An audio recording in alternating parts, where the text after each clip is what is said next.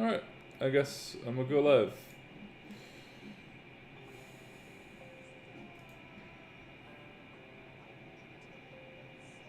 Yeah, there we go.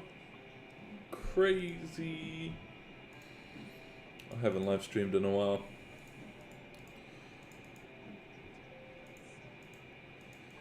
Yeah, let me put a proper effect on the background.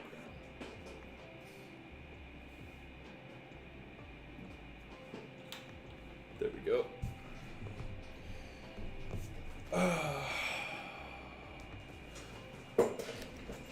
I'll mute myself in Discord. Yeah.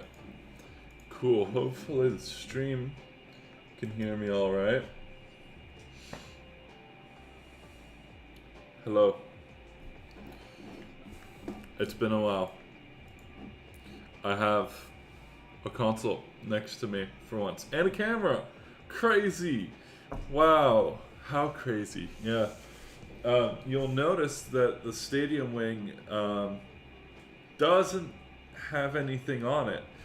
That's because I forgot the DVI to HDMI cable. I have plenty of adapters, but I don't have DVI because nothing else uses DVI. So, yeah. Right now, before I would plug it into my PC, but I cleaned up all my stuff a few days ago and unplugged it.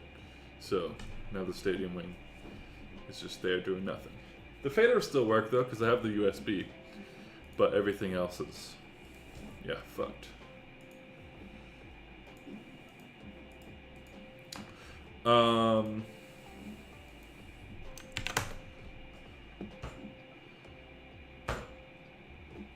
Yeah, let me just do the normal stuff of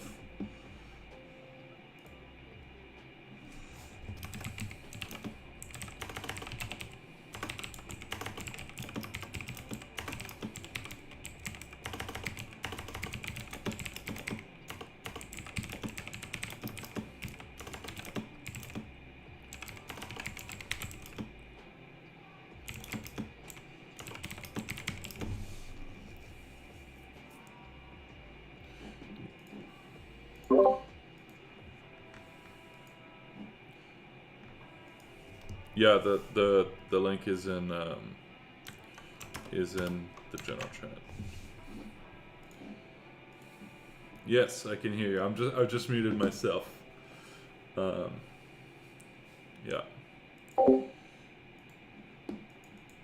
Yes, indeed, nice console. It's been, yeah, it's essentially been in here for about a month now. We had a few shows during the winter season.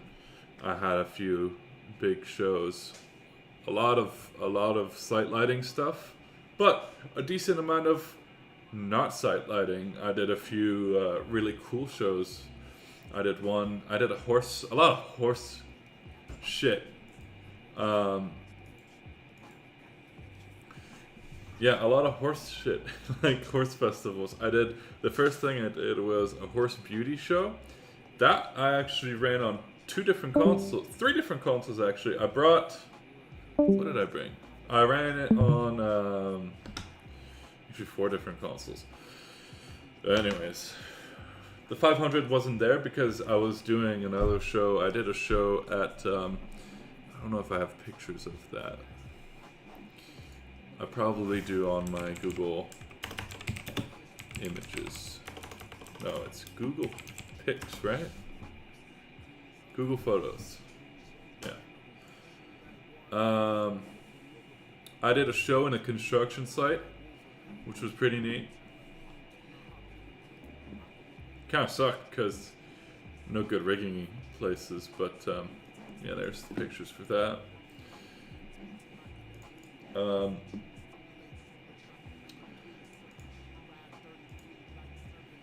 Had some mega pointies. Oh, this was from when the stadium wing was messing up. But yeah, bunch of mega pointies. I think we had maybe 30 or so. maybe 40 megapointies on that. Time-coded show. Just a short time-coded thing for a corporate show.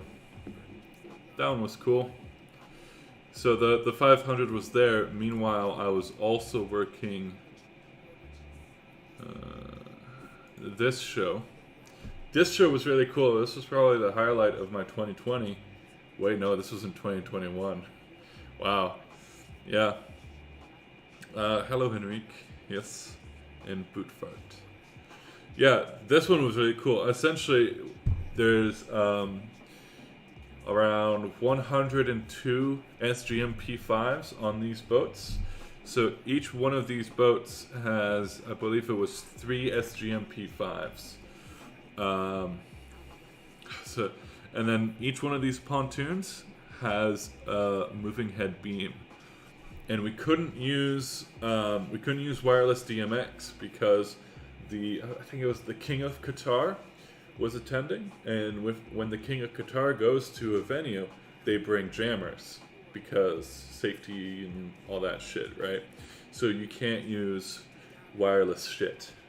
You can, but there are certain frequencies that they jam, and those would be the frequencies that lighting uses.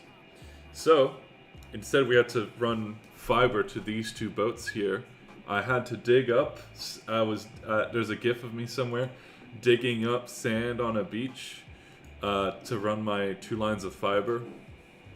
It was pretty cool though.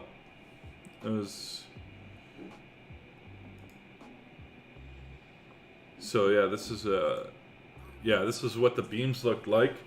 It was pretty cool that the beams were IP rated, IP65, and they were just sitting on the pontoons, and they looked pretty good. Oh, this is the we had, I think it was something like 40 megapointies on this show. This is the megapointies.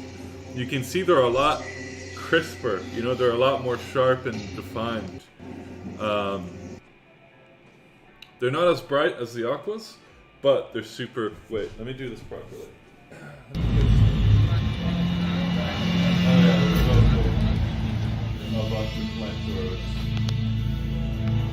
There we go.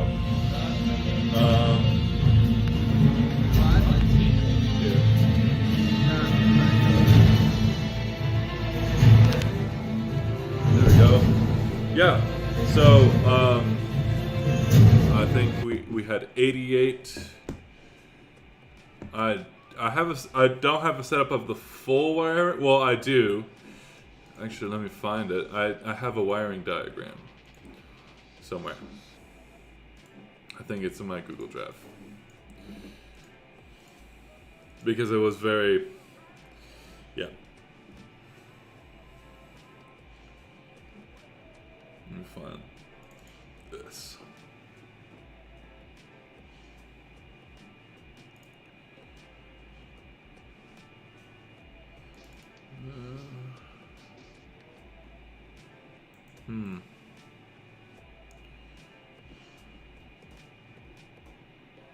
Aha! Yes. Here's a picture. Wait, no, that's the wrong one. Yeah, here's what the yeah, whatever. Yep. Really? I have to sign in and stuff? Well, there's all my emails.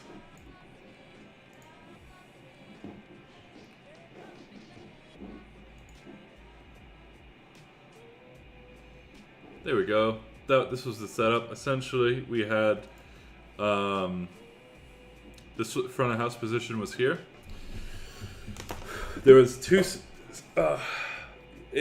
This show was a bit of a pain in the ass in terms of lighting, because I was not the one programming the lights. There was a different team, an international team that came in from Italy, and they were using Vistas. They weren't using a full Vista console though. They were using wings, which was very odd. But the problem is with the so they were bringing They brought an S3, they brought an S1, and they brought another one. I can't remember what the other one was. But the problem was each one could only do 12 universes. This show was more than 12 universes because of how things had to be distributed. I can't just daisy chain at the end of all of these because, as you can see here, all of these are all these are all tied together, right, at the prep site, and they're brought in as one big line of pontoons.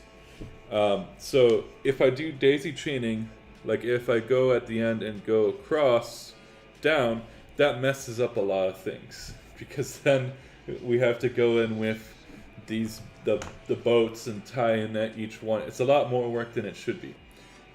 So what ended up happening is the lighting team brought more consoles. They brought 3 Vistas to run the show. They brought 2 for the ocean side. They brought so 1 main and 1 backup, and then they had a separate one for, I wonder if I have a picture of it.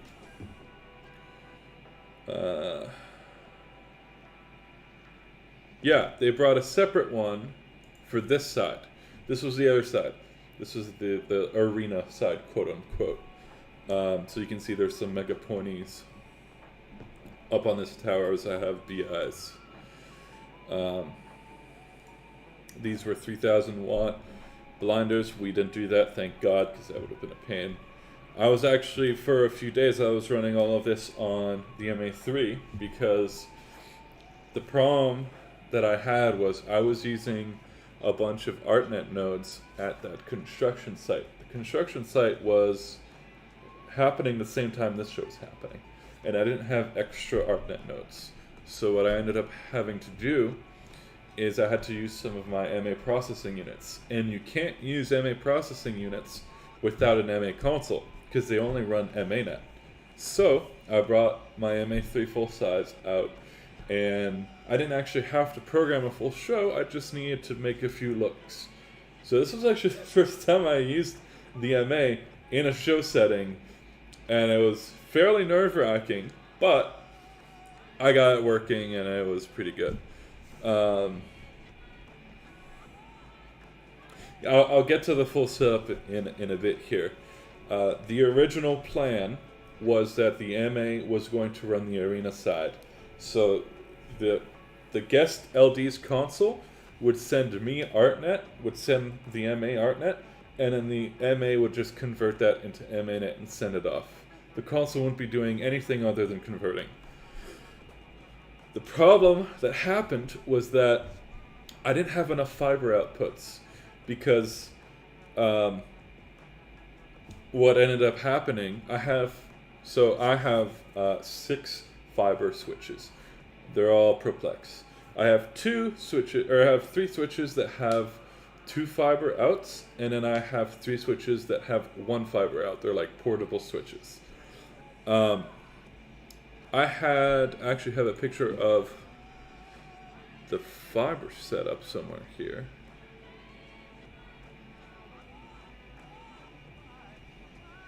Let me find it real quick.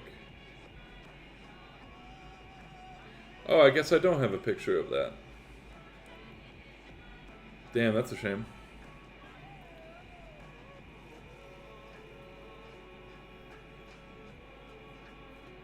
Yeah, that's a real shame. I guess it's on my phone somewhere. I had 2 switches with 2 fiber outputs in 1 rack. And the problem with MA is that if you want to ArtNet merge into it, it has to be on its own isolated network or a VLAN. Problem is, my switches are unmanaged right now. There is a way to make them managed and have VLANs, but they weren't set up like that during the show when I got there, because we haven't needed to use we haven't needed a managed switch. This was the first time where it would have made sense to have it managed, but I don't have that skill set yet. So they're always unmanaged. So the problem then is I have 2 fiber lines. Here you can actually see. Front of house is here. I have 2 fiber lines going to these 2 boats. It's just one here, but there's actually two. Here, just for demonstration's sake. There was two lines going.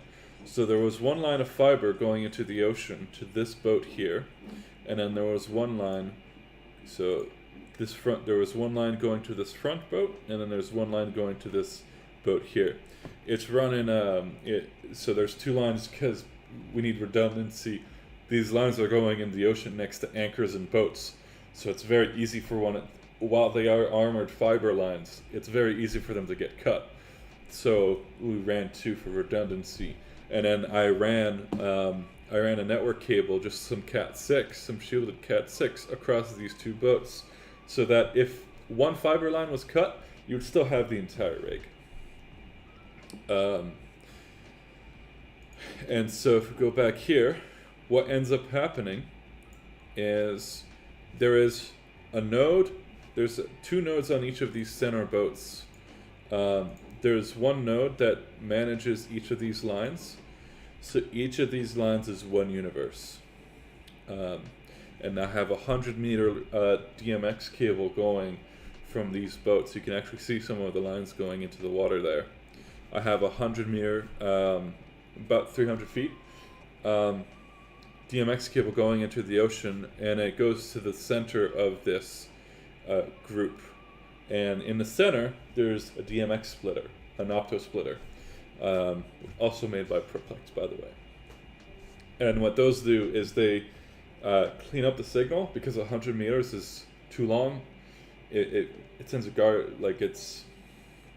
it can send a garbage signal after that distance. So it cleans up and it reinforces the signal, so I can split it all the way down the line. That way, if one cable is damaged, I may only lose 3 lights, right? The other problem too is these lights, they're PR Lighting Aqua 480s. Great lights. They have some pros and cons. They're really, really bright. That's the biggest pro.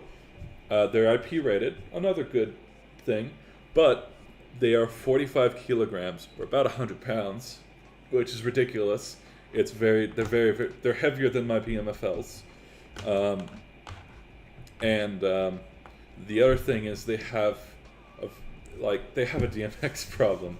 I can only run a line of 6. After 6, it starts garbling up the entire line. And so we have to use DMX splitters, because if we don't, then I start to get weird DMX issues all throughout. It's not like the Omega points where I can just keep daisy chain them. I can do 6, I can daisy chain 6 in a line, and after that I have to stop, because if I do one more, then all of the 7 lines will start having DMX issues. So that's the other reason why we were using splitters. We ended up using something like maybe 20 opto splitters, because the SGM P5s, which are on these, there's 3 on each boat, they have the same issue. You can only do 6 of them because, I don't know, it's just dumb. And so every other boat there is a DMX splitter. It's really dumb. What ends up happening is there is a node here. There's a node on this boat. The DMX line goes from the ArtNet node into the splitter that's on this boat here. So this boat has its own universe because, it's a 4-port ArtNet node, might as well. This boat, the DMX line from the node goes into the opto splitter here, and then the splitter has 4 ports. So 3 of those go out to the P5s on that boat, and the next one goes out to the next boat, which also has a splitter on it. And so the signal doesn't get turned into garbage. Like, I'm not daisy chaining through the P5s into more lights, right? Because the problem is, if I send the signal through the lights to the next boat, that signal might get more and more garbage as it goes on, right? Even if it goes to a splitter, you might lose shit. So instead, I just keep sending the data through splitters, through opto splitters, and then each splitter splits out to the lights. That way, if one light is causing problems in the DMX chain, it doesn't affect everything else. It's isolated. We actually ended up having one problem with splitters. I had a Chamsys B4 running as a splitter, and it was in buffer mode, and so there was this weird lag issue. I ended up just replacing the B4 with something else, and that resolved the problem. Man, this show was pretty insane.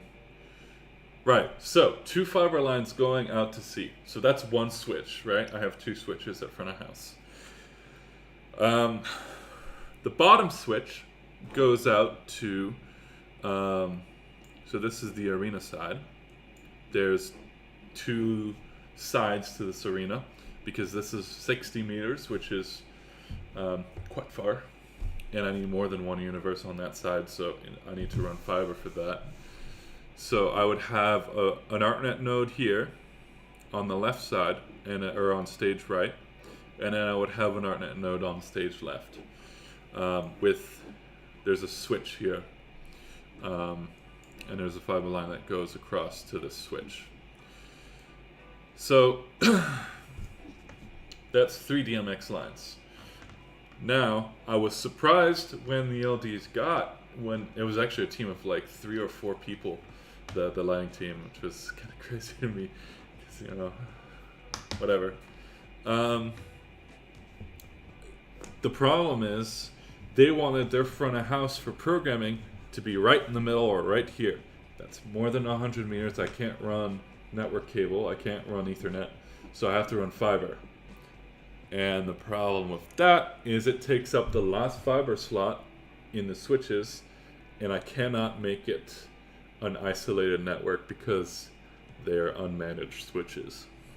So we had, in the middle of it, I realized, oh fuck, we're gonna be fucked, because the MA can't take this in and then convert it to MANet, because, I don't know, some weird fucking shit, some weird garbage MA shit. I do like the MA consoles, they're pretty cool. But anyways, it irritates me that you can't do that.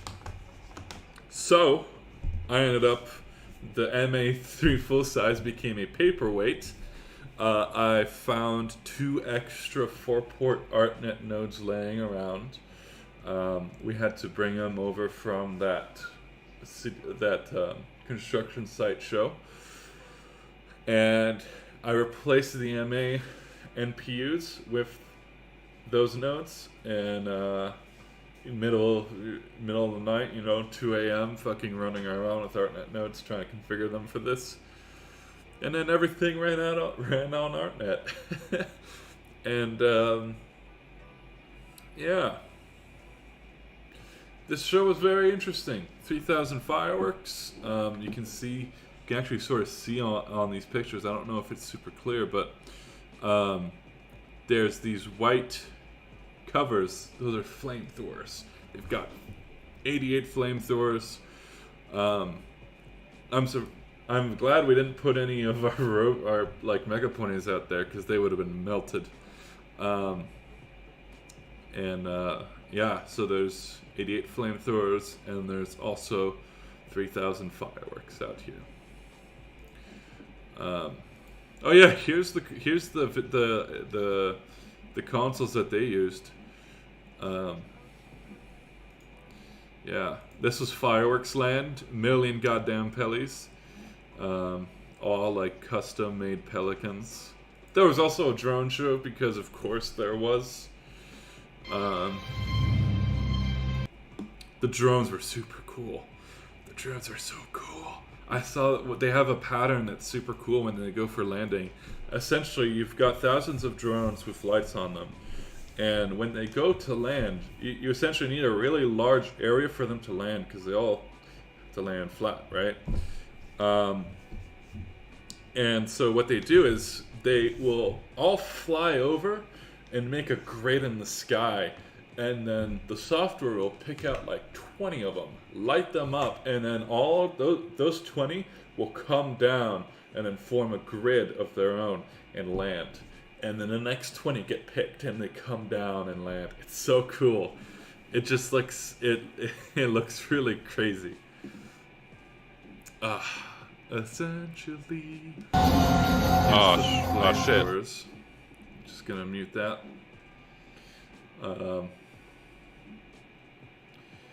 Pretty cool. I enjoyed it. At the end, it was a pain in the ass to set up, but after seeing all the flamethrowers and fireworks, I was like, yeah, that's pretty cool. I think I have a, yeah. This was probably the best, yeah. There's a horse with a dude riding it, sort of.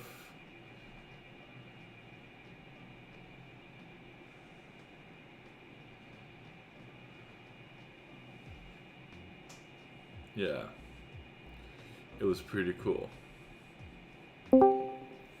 So I did that. And then yeah. Let's move. So I did that show, and then I did oh, that was sick. Yeah. I did a thing in a stadium, another horse show. This was just a competition. Fun fact, it seems the king and the queen, or the queen watched this show. That was cool. Was at this show, I ended up lighting the queen of guitar, which was neat. This was one of the things. Here's a trick. If you're in a big venue like this, that's very wide, focusing on getting a good straight position is very important, because that's what you base all of your other positions off of, right? So the best way to do this is not to go around with the iPad, because you kind of need an iPad to do this. That's what, actually in this picture, that's what the router here is for. Anyways, the best way to do it is you go over, instead of going around with the iPad, walking around and trying to eyeball it, the best thing to do is focus everything, all your beams, on a center point in the venue. So this is what I was doing. I was essentially taking this light with my iPad and bringing them all to the center. You'll see, this is the center of the venue. And then what I do from there is I just fan them out until it looks straight. And it works, because they're all going off of the same reference point.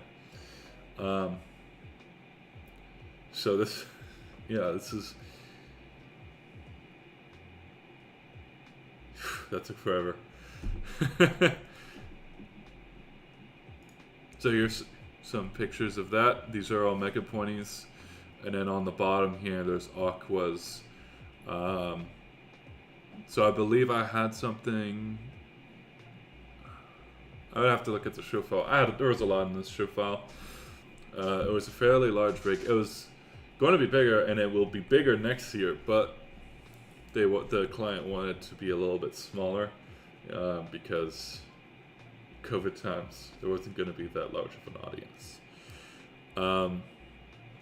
Anyways, you've got on each side here 4 mega pointies, and there's also 4 on this side and this side. The reason there was actually lights on this side too. We ended up last minute having to put them there because the client wanted it.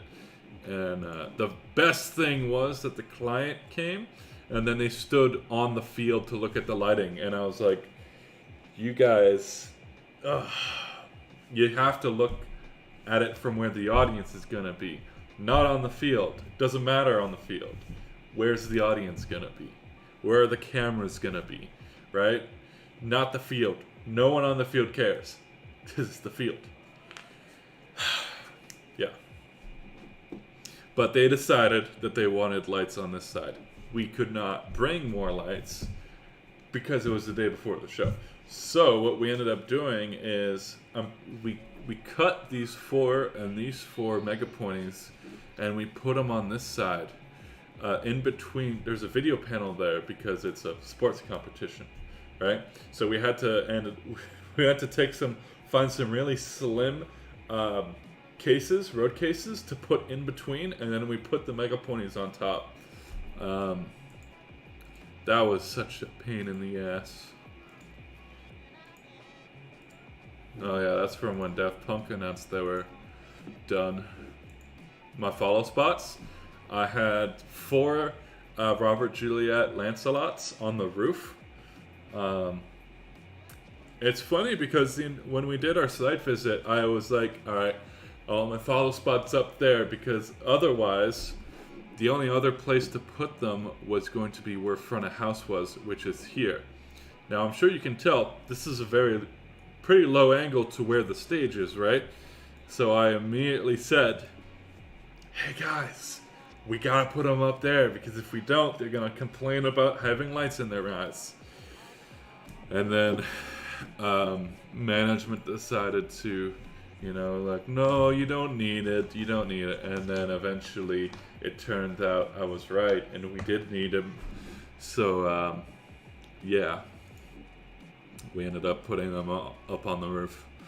And these are BMFL spots, and there's another one on the ears behind where this picture is taken for stage lighting.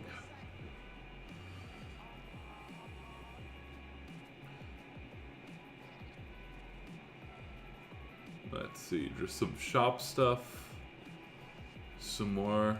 This is a site lighting gig that's still ongoing. I'm not managing it, or I'm not running the lights there, because you literally just show up, put the fader up, go home.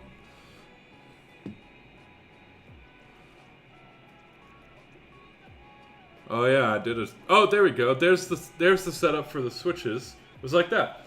So I had these 2 switches at front of house, yeah. So you can see these on the right. These are the fiber ports, and that's, yeah. I'm actually working on. Let me find it. Rack stuff. I'm working on a panel. I'm making a 20U shock-mounted rack for networking, timecode, all of the stuff, because I have some quite specific needs in terms of networking. I need a lot more fiber than you usually need. Usually you just need 2 fiber ports, because you're just running 2. You're running a main and a backup to backstage from front of house. But I end up having to do a lot of large venues in weird situations. So this there's no like switches out there that have exactly what I need. So one small, one big. This is a Roby pointy. This is a mega pointy. Yeah. But anyway, this is my rack, my patch panel. So it's got a bunch of timecode outs, some HDMI ins for some. I got some projects for the YouTube channel that, I'm working on it. Basically, the plan is I'm going to buy a 4-port HDMI capture card, and I will also get a Blackmagic Cinema Pocket 4K, whatever it's called, I can't remember. A Blackmagic camera to film the shows and have proper. So there'll be a camera for the stage that looks good and has good colors, and then there'll be a GoPro for the console, and then there'll also be a GoPro for the console that's next to me. So I've got some plans, and also there will also be audio. You'll have the comm audio, so you'll hear the concert and you'll hear what I'm saying on comms. That's gonna be super cool. A fuckload of Ethercon And then all of this is all fiber. So I've got 6 optical con quads, and then 2 just LC connectors on this. Yeah, it's gonna... Oh, shit. I wasn't supposed to close that. Supposed to put that back over there. There we go. Yeah.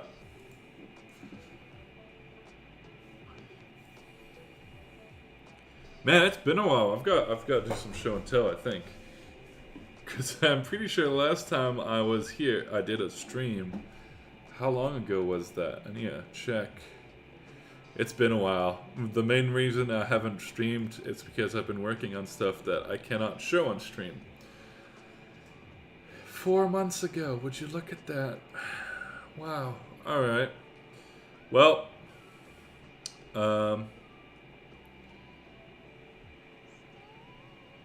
I got a bunch of lights. I also got 2 MA3 full sizes. Awesome consoles. They're really nice. I spent a good week in the warehouse with them, just fucking around. Super cool. I got a bunch of JDC ones. I got some BMFLs. I got quite a lot of BMFLs. I got one of those. More than one of those. I got about 84 Claypacky BIs, K20. I got 90 Megaponies, and I got 4 Robert Juliet Lancelots. I got 3 processing unit XLs and 2 processing unit Ls, which is fine because they're all the same because no one uses mode 3. So they all output 8 universes anyways.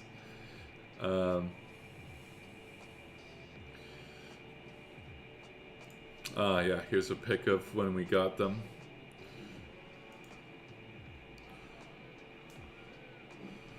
Let's see.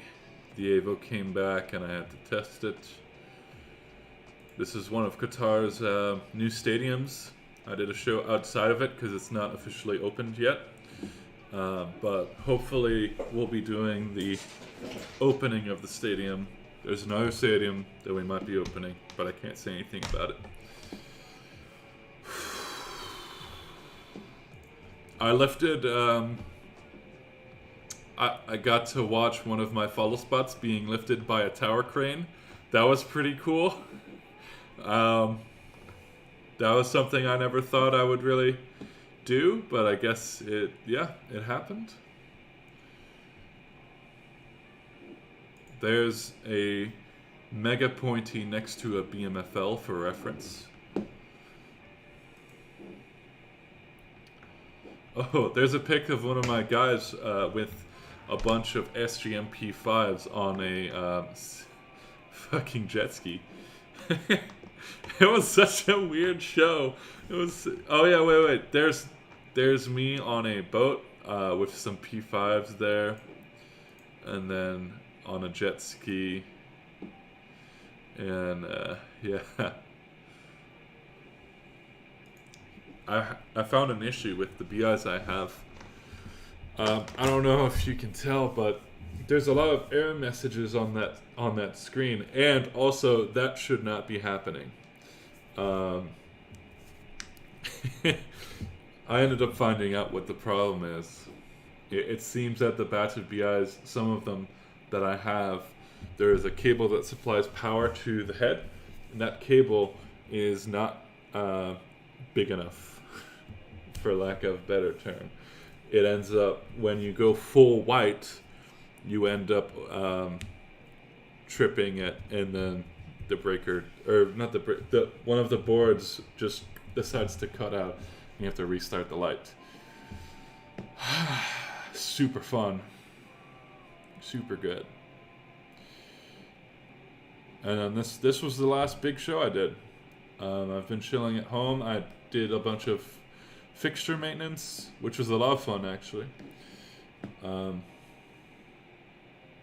Did some maintenance on some BMFLs, Megaponies, K20s.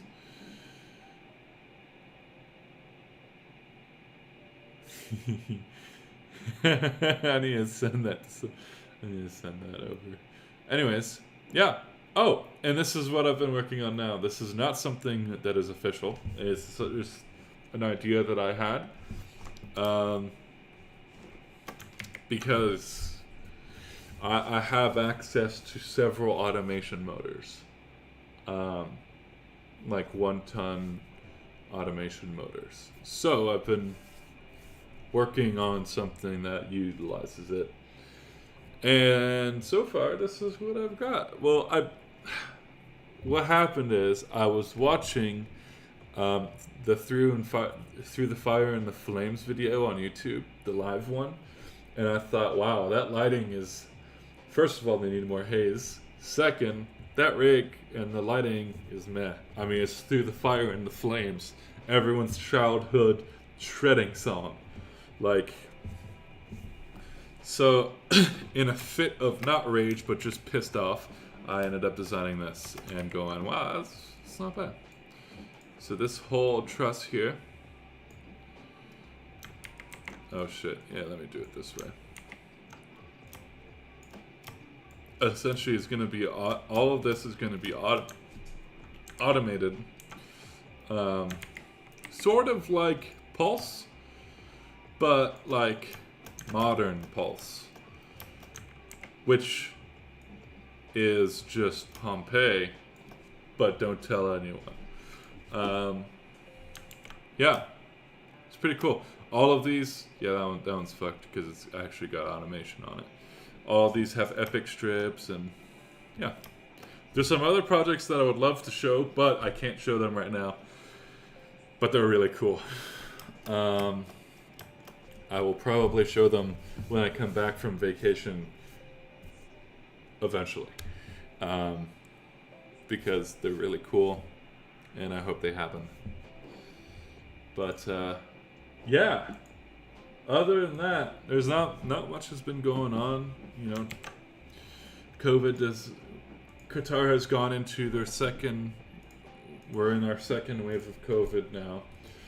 So we've gone into lockdown once again, and all of our shows were canceled, which was great. So now I have the 500 at home in the stadium wing. I was actually going to bring an MA3 full size. Small problem. I live on the 3rd floor. There's no elevator, and the MA3 full size weighs 111 kilos, which is about 300 pounds.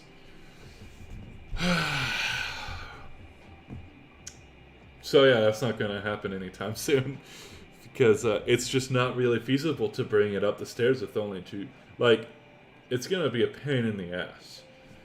I can table the console with one other guy. You only need 2 guys to flip it. But to carry it up some stairs, yeah, it's a bit more tedious. Anyways, to the BI, because, yeah, BI stuff. I brought a BI home, and fun fact, this BI has the issue that I was talking about earlier.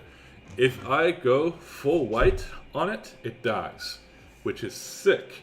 Super great. There goes my strobe. But whatever.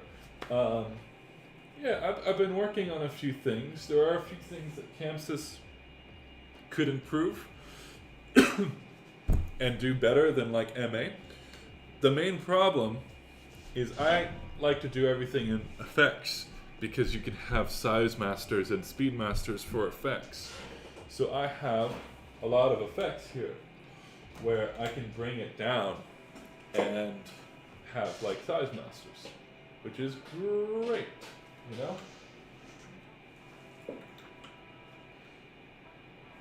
Now, the problem is, if I want to do some really weird, like,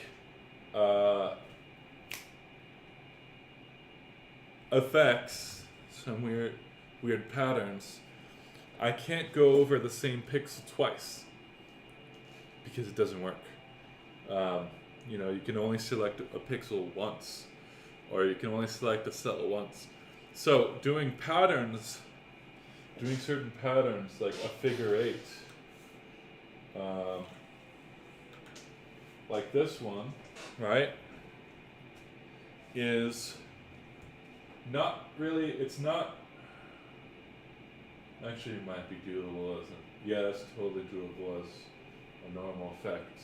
Disregard what I just said about that, but don't, because it applies to other things. Like this snake, yeah, this snake. This one goes over the same pixel twice right here. And if I can't do that as an effect, but it looks pretty cool.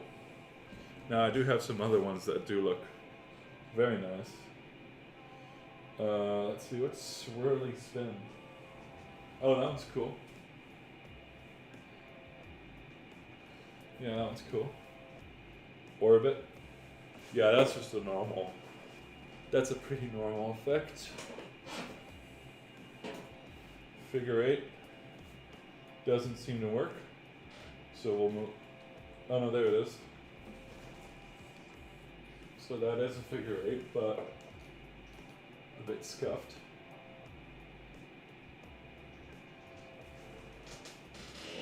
And then bars. Yeah, that's cool. Pat, this one is one of the ones that I really like, because it like in the Speedmaster. It looks really wacky. It looks cool. Yeah.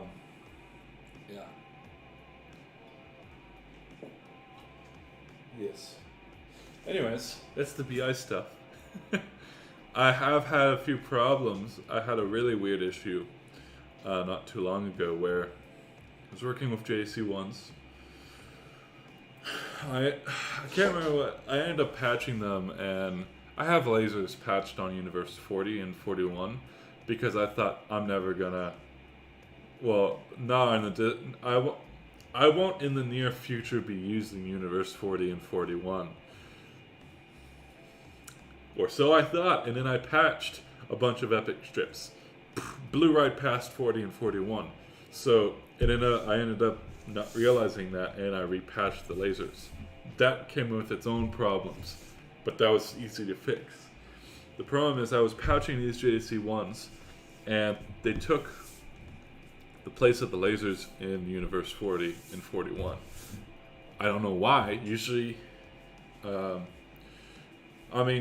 that's not that much of a problem on its own, but the problem is, I'll actually show you guys, because I still have that show file. The problem is that I got a bunch, it seems that some of the JDC1s had decided to take the data from the lasers instead of their own data. And so I let's find it, because it's called fucked shit. Yeah, there it is. Right, so if I go to layout 1 and then pick the JC1s, this happened to every single one of my color palettes, and it caused me great pain, and I ended up just deleting all of the JC1s. I had a bunch of programming for them, but that was the easiest way to fix it. I wasn't gonna go and update 500 color palettes to get rid of all this weird data. So you can see it's right here. You can see all of these color palettes here on the top right, where it should just say CL, so color palette, C is just for color palette, and then the L means it's linked. It says IPCBL, which means it has intensity, position, color, and beam attributes, and it's also linked. That should not be a thing, and you'll see why that is if I go into my JDC1s. This is where things get very weird, because this happened, and I'm sure you can tell this is not something I manually did. There are control value changes in these palettes, right? It's a color palette. There shouldn't be any color value changes, but yet look, there's a no function right there. There's a reserved for the shutter, and this happened all over the place. It happened in my playbacks, my key stacks, and my palettes. I have no idea how, but it just happened, and what am I gonna do about it? So I ended up completely removing all of the JDC ones and redoing them, which was a pain because I had nice output windows, I had some cool effects, I had a bunch of really nice stuff, and I had to redo it all, but it was easier than going into every single thing, checking every goddamn queue in this show file, and making sure that evil pixel stuff was not in there, as Stefan has said. There goes the hotspot. Oh, by the way, if you ever wonder why my streams are stuttering, if they are, I don't know, whatever. It's because I'm running the stream off of this little thing. That's my internet connection. It's this hotspot. Hopefully that will change when I go back to Canada in a few days. But I don't really plan on live streaming in Canada because I'll be on vacation. Trying to get away from production for a few months to just sort of clear my mind, I guess. But yeah.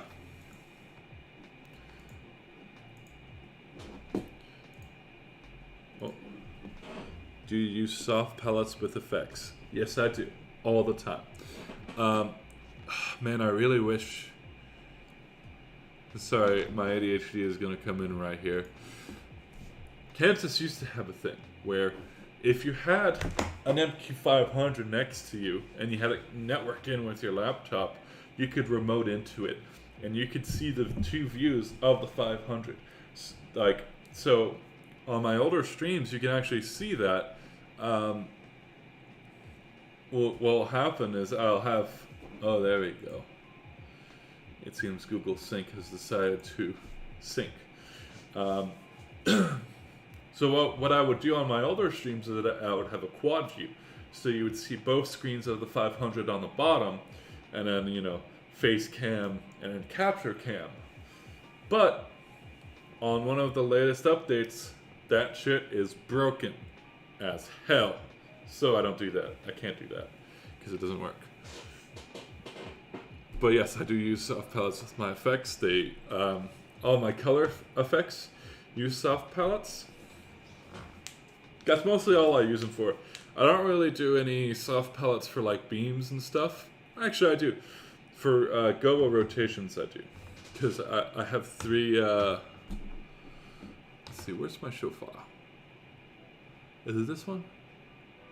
It's probably that one. Master Yoda. Actually, it's not, because I'm on Master Yoda. Okay, whatever, this is an old show file. Right. So, I got an execute window. Wow, this one's barren. Yeah, I have this color picker here. It's a 4-way color picker. These are all soft palettes. They're global too. So, all of these use soft palettes. This uses soft palettes too. So these right here, this master thing here, this is a soft palette that gets replaced. So I can wipe in different things. I can wipe in my BMFLs with time. And I don't have to have separate directions or timings for the mega pointies and the PI, all these different rows. I can just have one row of directions and times for all of it. It also works on this master thing, which is beautiful. This is actually very barren. The current color picker is much bigger than this now. Man, this is an old show file, I guess. But here's the rotation stuff. I have different directions. I tend to only use one during shows, but they're there if I need them. Essentially, fuck. Basically, there is a counter-rotating one, there's a clockwise one, a counterclockwise, and then there's an inverted one. So the odd fixtures spin one way, and the even fixtures spin the other way. That one I like the best because it doesn't have any directionality to it, and it looks dope. Actually, I should probably make another one. I just thought of something really cool, and I'm going to implement that right now.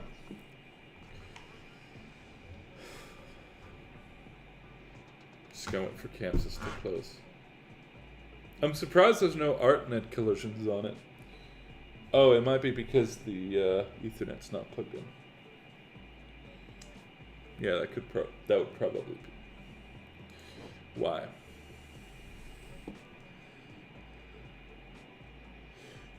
So I don't have any soft palettes for positions. There is a soft palette for beams and colors, but positions I haven't found a use for. I'm trying to think. I could probably implement it, and it will probably happen that it will be implemented, because I already know where you're going with it. The problem is the current way my show file works is not very feasible.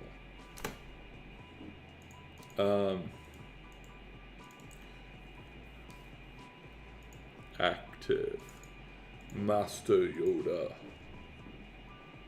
I hope this has the right patch. Well, first it doesn't have. Yeah. Right, Nathan Chronic? Who needs positions?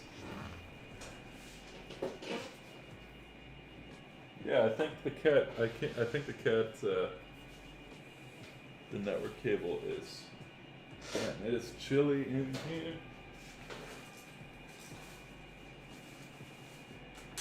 My apartment's always set to 15 to 16 degrees, which is about 65 to 66 degrees Fahrenheit, something like that.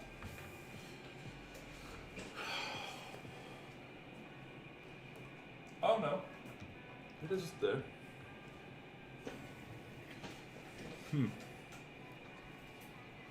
Man. Position affects how much timers go.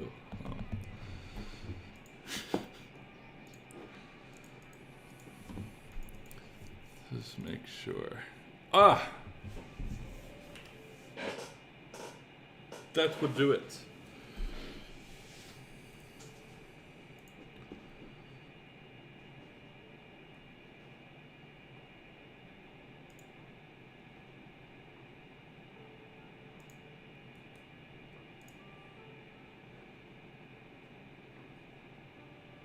Marvel. The fuck? It's not that one. Stand by. I think I plugged it into the wrong hole.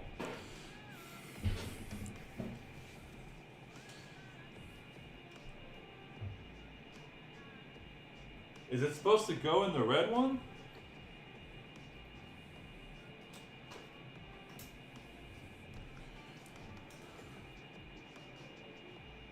It is supposed to go into the red one.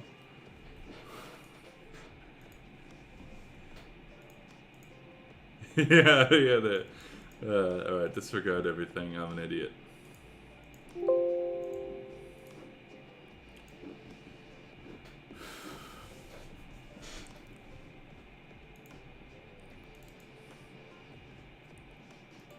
There we go. Shut up, Stefan. Didizian. Do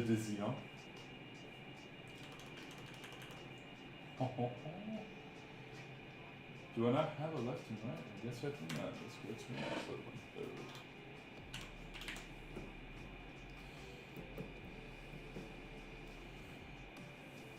I'll make some groups here.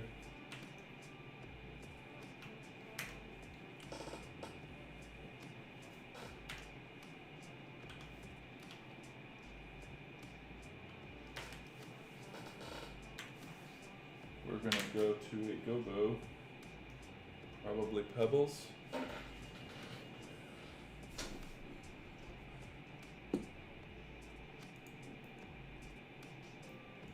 Nope, not pebbles. Wow, these are all useless.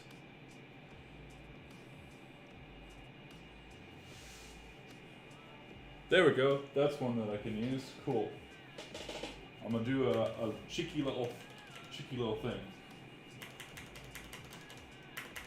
I'm gonna find my rotate thing.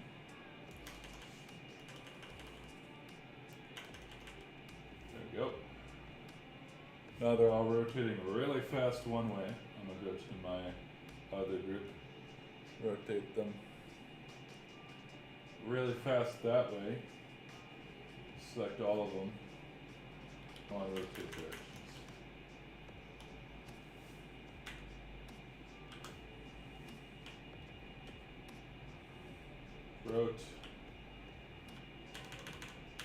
Rotate in. Cool. Copy this to the execute window.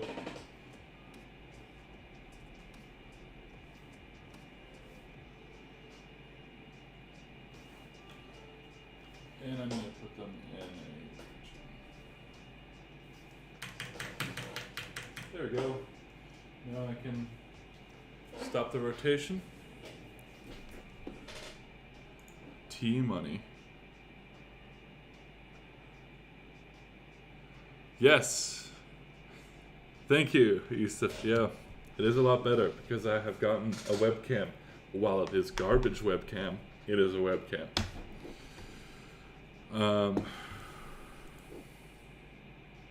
Things will get even better because I'm planning on building a 4U desktop that's going to have yeah. Fun fact, it really helps to plug in the MIDI controller. Where did I put cable?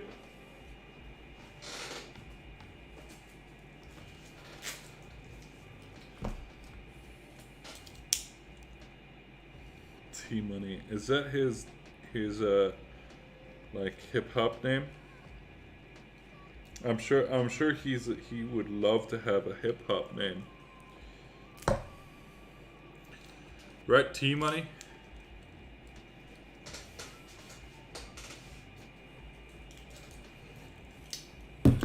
Right, so as I said, it is a good idea to plug in the MIDI controller before you try to use it.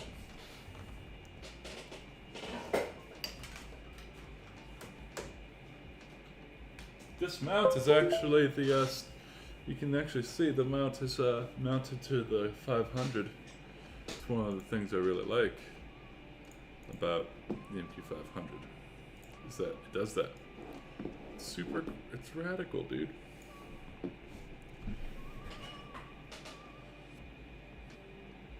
Okay, cool.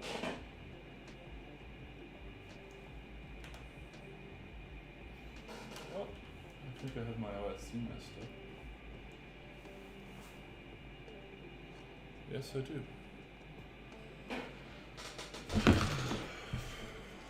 I think I probably messed up the network.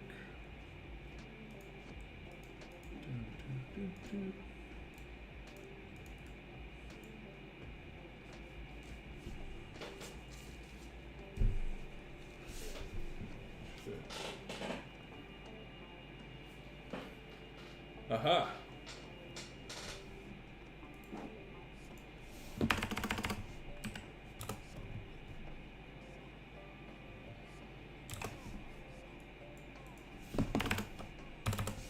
Sorry, I had forgotten to update my thing.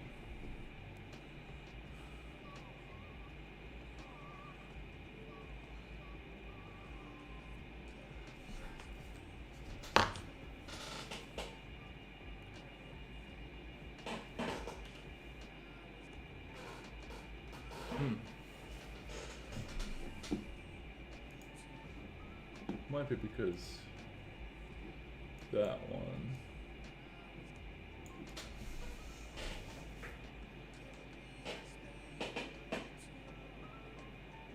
There's actually a duck on my MIDI controller.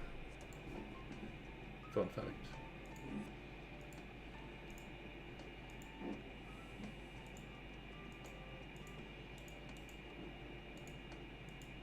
Man, I kept having this problem a while ago.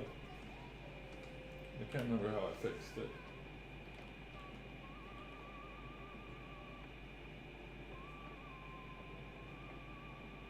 Oh, yeah, it would really help to have the right IP. Sometimes I'm an idiot. That's most times.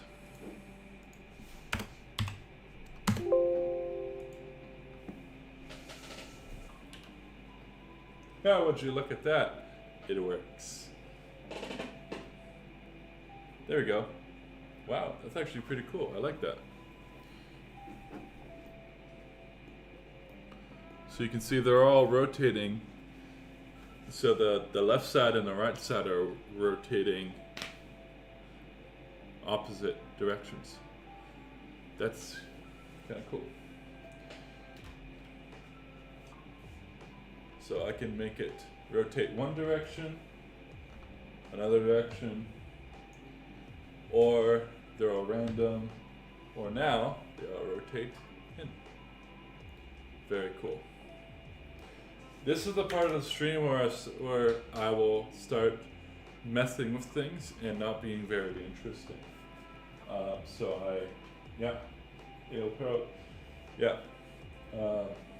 Probably.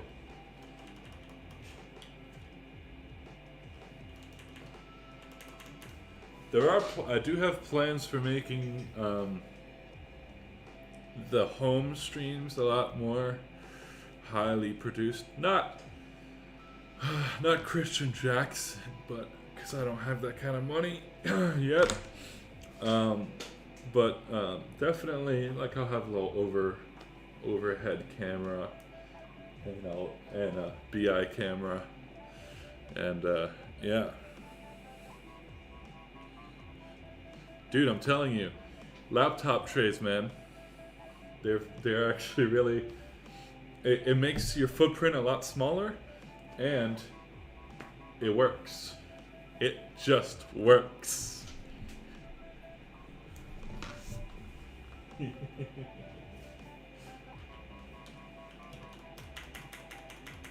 actually gonna rename some of these.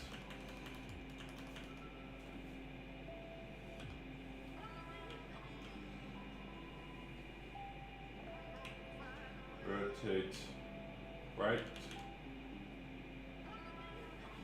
I'm so spoiled now. The MA3 has spoiled me in terms of hardware. Every time I have to name something, I just think, oh man, what? You know what would be great? A laptop, a keyboard tray. Hey, Chamsys?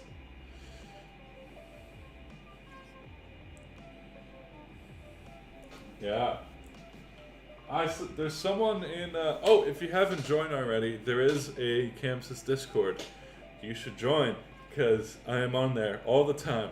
And there's a bunch of other really cool people who are much more knowledgeable than me who are also on there quite often, like Jaakko, who is the Chamsys Finnish Jesus. The Finnish Chamsys Jesus. He is much more knowledgeable about the inner workings of Chamsys than I am.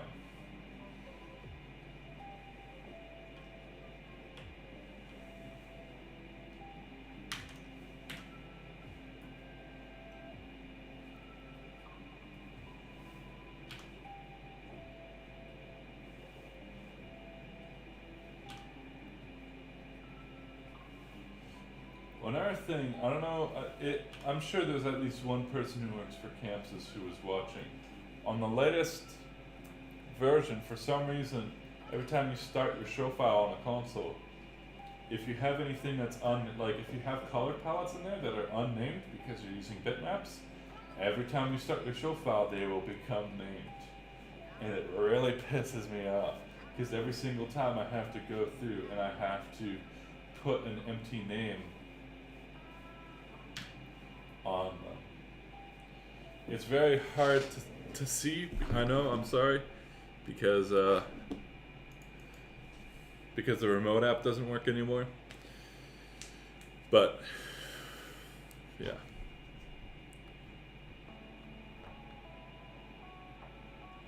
How about one that lights up when you kick out the keyboard? Yeah, that would be cool.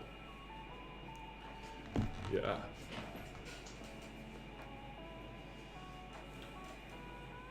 You just have a button and a keyboard, like, you have a little, like, a smoke machine in there, so, like, smoke comes out and, like gold fucking keycaps and shit. Yeah. That's the way to rock and roll.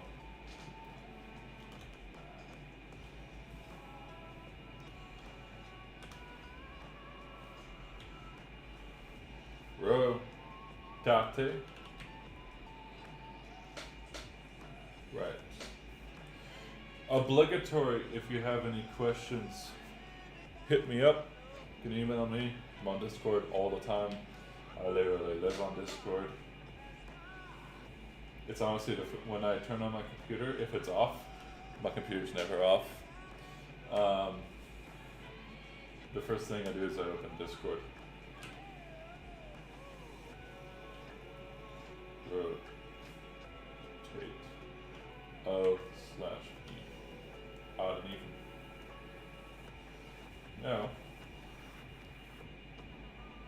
What?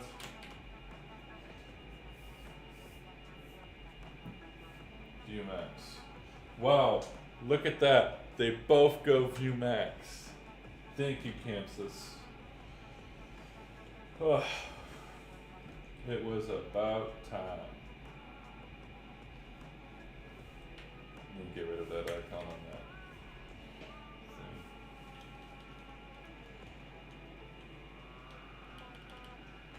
thing. Rotation should now have icon.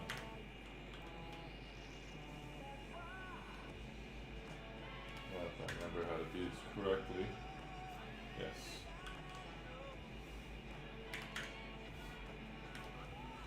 Fun fact, if you want to remove an icon, just shift set to set your icon, but instead of setting anything, you just hit no icon, because I guess they made that a feature. Before, what you had to do is you had to hit close and then enter and it would put no icon. But I guess they've added a proper no icon thing. Plot symbol, menu tabs, what? There's a bunch of new shit in here.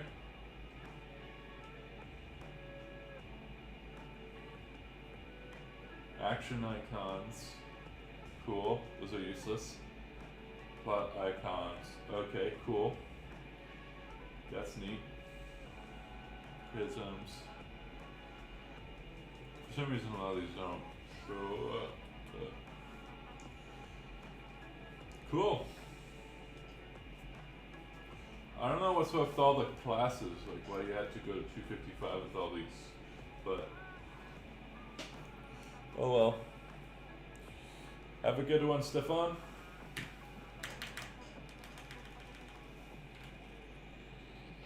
Yeah, there you go. Now I've got all my rotates in order. So you'll see on the capture, the good old capture, that if I change this, they will, here, let me Vmax here so I can actually hit these buttons. Rotate left, now they're all rotating in one direction. Rotate right, they are rotating in the other direction. I have labeled those wrong, but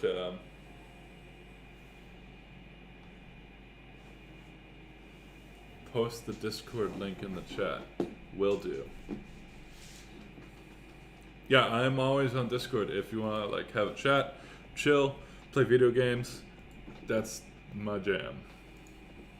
I play a lot of video games. What? Chamsys World has no invites. Is that right? Oh no, there they are. Cool. Now I have to figure out how to invite people to the thing. Right, invite people. You just use that. Nope. Fuck.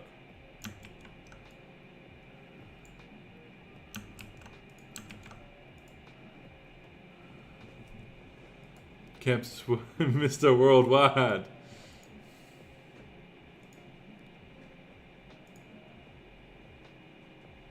What? Ah, did I just make a link?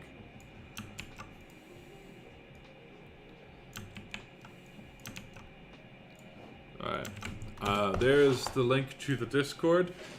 It's not an official Chamsys Discord, but it is the only one that exists. So welcome. We have, I think, 100 members, close to thereabouts now. And let's see, how many members do we have? We have 96 members, yeah. So, feel free to join the discussion. Usually I am in the voice channels. If you join, you'll actually see I'm currently in one of the voice channels. My name is Lego Rig. But yes, back to Chamsys. Back to lighting. Look at that. So on the new thing,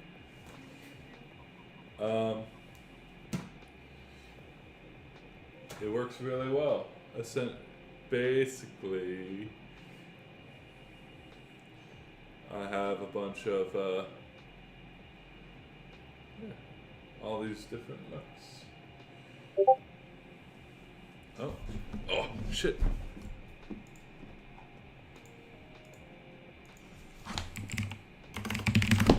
Ah! God damn it.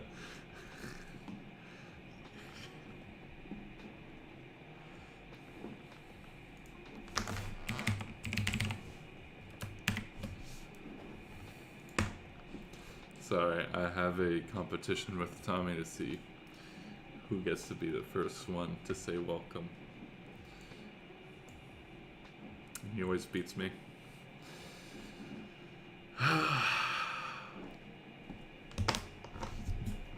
Yes. So, if you have any questions about the show file, this won't be a very long stream. Probably not. I have to go to bed. Actually, I don't really. I have another really large coffee in the fridge, so I could stay up for long, but I don't really know what I would do. I've kind of hit that point with this console where I don't really want to, I think the COVID has gotten to me because I no longer just wake up and spend 12 hours programming weird new things. Because there's I just don't have any motivation to do it because all the shows that I'm planning get canceled or postponed. All the cool stuff. And then I end up doing site lighting, which I hate. It's more boring than corporate. At least with corporate, you still have large lighting rigs. With this stuff, it's yeah. How have you guys been doing during COVID? Let me know in the chat. It's been it's been interesting, boring, mostly 2 years of boringness.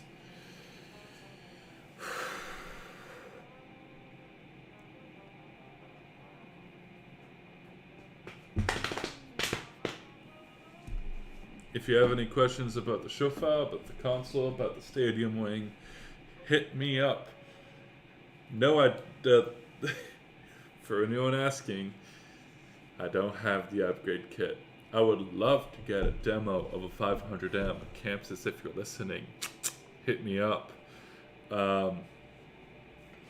Because now, this thing with no motorized faders is competing with the MA3 full size that I have at work, and the MA3 is winning in terms of hardware. Granted, it's a much more expensive console, but man, it's a beautiful piece of engineering. The buttons, dude, the buttons feel so good. The MA3 flash buttons are so orgasmic to use. They're like normal keyboard switches, but they're easier. They still have a tactile feel. but it's very easy to flash and trash and to mash them, right? The thing I've found with this console and most Chamsys consoles is up using the go and pause buttons a lot more for flash and trash stuff, because these chiclet keys end up being very resistive, right? And so when you're trying to like blast beat at 240 BPM, these are not exactly super great. Your fingers start to go, no, I'm not gonna. You're like your forearm will start. It's not a pleasant experience, and it's not easy. It's very, it's not easy to keep up. Like, the other thing is there's some really weird spacing between the buttons, and so you'll end up trying to do these complex strings of strobes and color flashes, but you end up accidentally hitting, oh, there goes one of my positions or something, right?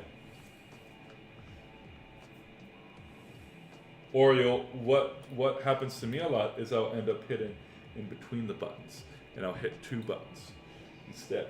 So I prefer to use a MIDI controller or the play and pause buttons. I actually have a lot here, because to me it's a lot easier to. It's much easier for me to flash. Here, wait, let me bring this up. It's a lot easier for me to flash and trash these. Let me turn this off. Than these buttons. The other thing too is these are 4 wide. I don't know why any manufacturer makes anything 4 wide, because everything is 5 wide. That's like the rule. Your faders are 5 wide. I'm sure people who've watched these streams before have heard me complain about this. I will continue complaining about it because it's dumb, right? Your faders are 5 wide. The flash buttons above them are 5 wide, and yet you put 4 wide on the execute flash buttons. Why? You have the space. You have a giant empty space right next to the flash buttons. Like, yeah, I guess they might be 2 separate PCBs, but they're not 2 separate PCBs, are they? Right? Because we've seen the upgrade video. It's one big PCB. So why not? If this is just a sticker, right? This here, the reason there's metal here is not because it's like a separate 2 separate pieces. It's because these are 2 separate stickers that they put on the MQ500. Sorry, let me. These, I don't know, it's kind of hard to see because I'm going to put it to white.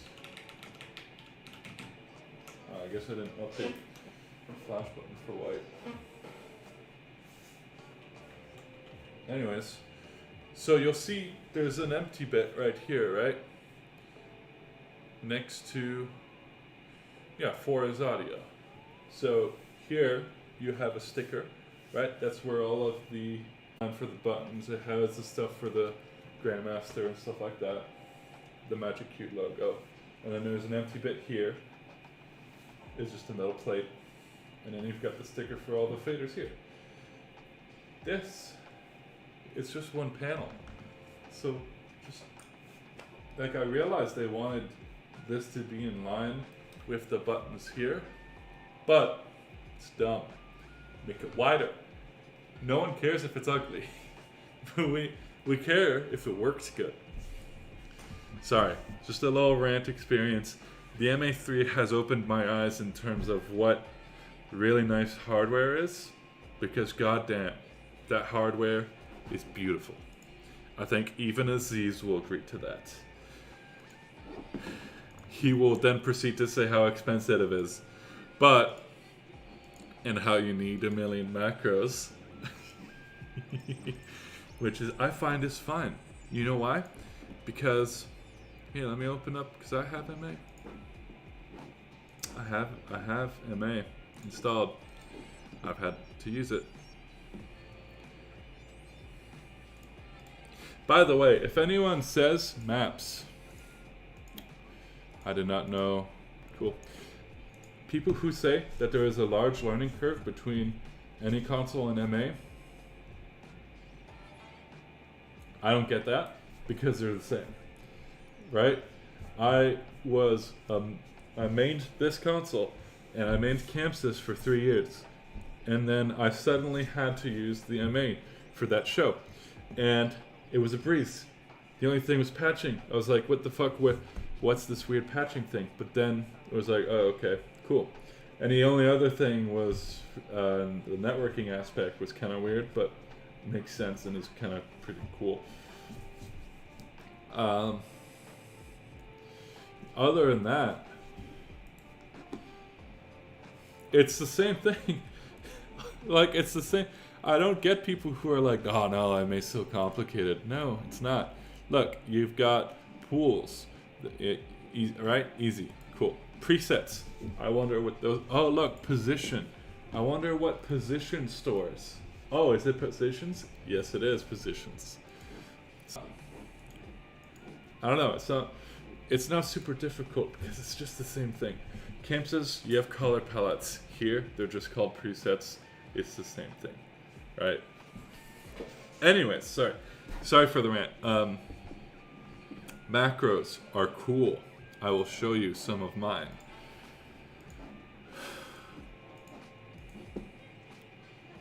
Because they're neat. This is something that I've wanted to do on Chamsys for a very long time. I have flash buttons. You know, all my group intensity flash buttons, all of these things, they all have a fade out time. Usually it's 0.2 seconds. It fade like there's a. Well, this one doesn't have it. But you'll see, yeah, there you go.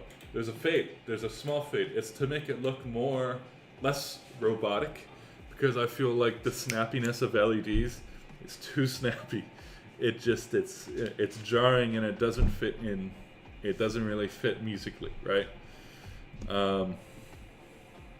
Even with super fast, I feel like you need a little bit of fade out to match, the fade out of the noise. Like a dude hitting, fucking, I don't know, some shit. I don't know, I'm not a drummer. Dude hitting drums, it's still got some decay to it. Anyways, some instruments, some songs have longer decays and shorter decays. So I have, like EDM, that's one thing where it might be snappy, right? So what I've done on MA is all of my flash buttons, I can change the fade time of all those flash buttons with 4 macros. 4 of them. They're like, oh no, you need macros for that. Well, Chamsys can't even do it, right? Like, it's one or done. It's like, I can make the out time one value, I cannot change it anyway, live. Other than going into it and changing it live, which is not gonna happen. So these buttons here, here we go, yeah. Those buttons, on the MA3, there's a row, there's a row that's like too high, and this is that you can put like quick macros. Like macros, it's like that, but it's 2 rows high, and there's a bunch of them. Because the screens, the MA2 screens are 720p, the MA3 screens are 1080, so they made more space for that. They just utilized the empty space very well, I might add, because they're awesome. So what I do is I just put those macros, I just put these macros on that little row, and it's right underneath my layout, or my execute windows, so to speak. That way, if I'm on a slower song that has if I want some slower decays on the intensity hits, then I can do it, right? Like,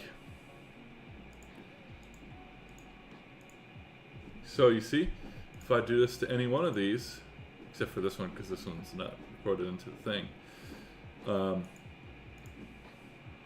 So if I hit int flash 02 and I go to my executors, you can see now they're a lot more snappy, right? And it works for all of my main ones as well as my odd and even flash buttons, all that shit. Such a dream. It works for my color. That's something I've always fucking wanted. These 5 buttons, these color flash buttons, I've always wanted out times on them. but I can't because they're on execute on this, they're on execute window 1. And I can't go to execute window 1, find which button I want to change the out time on, and then change the out time, and then do it for the other color I want to also do flash between. You know, I'm busking. I don't have time for that. So I just, oh wow, there's people in the chat. Hello, DJ.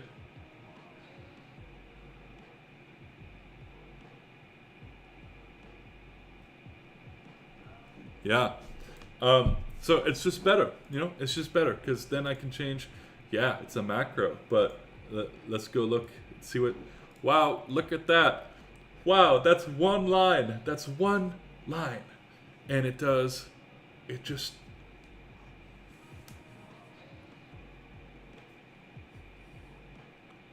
right? Crazy. Essentially, I'm gonna make this a, I'll make it a variable at some point, so that, you know, yeah. But let's go look at some, oh, look, what's this one? Oh shit, is this what I need an external software to recreate in Chamsys? Wow, is that the exact same script I have in Chamsys, but done on MA natively? Wow. Wow. Like, I love Chamsys, that's obvious. But man, they could, I think they should stop dissing MA and realize the benefit of having, like, there's a reason that MA is used on every single, like, massive show, save a few. Obviously, there's a few, you know. But there's a reason. Yeah, it's because you can automate. That's the biggest thing, is automation is key. When you have, oh wow, is that an emoji? It is. Yeah. Is my stream like fucking up? Probably. I would not be surprised. Anyways, when you have 600 moving links, then you have 20 minutes to program. You can't do it manually. It's just not possible. Oh, I'm buffering.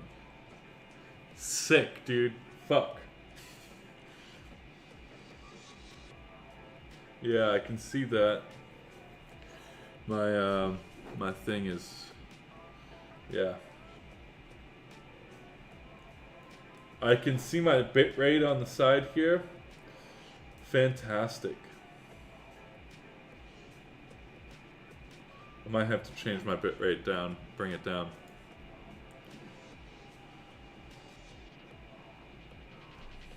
My internet really sucks here.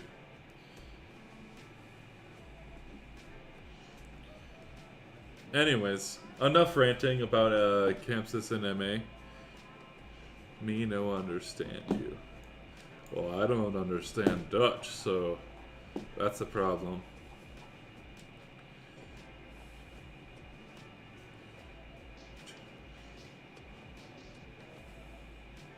See you, DJ.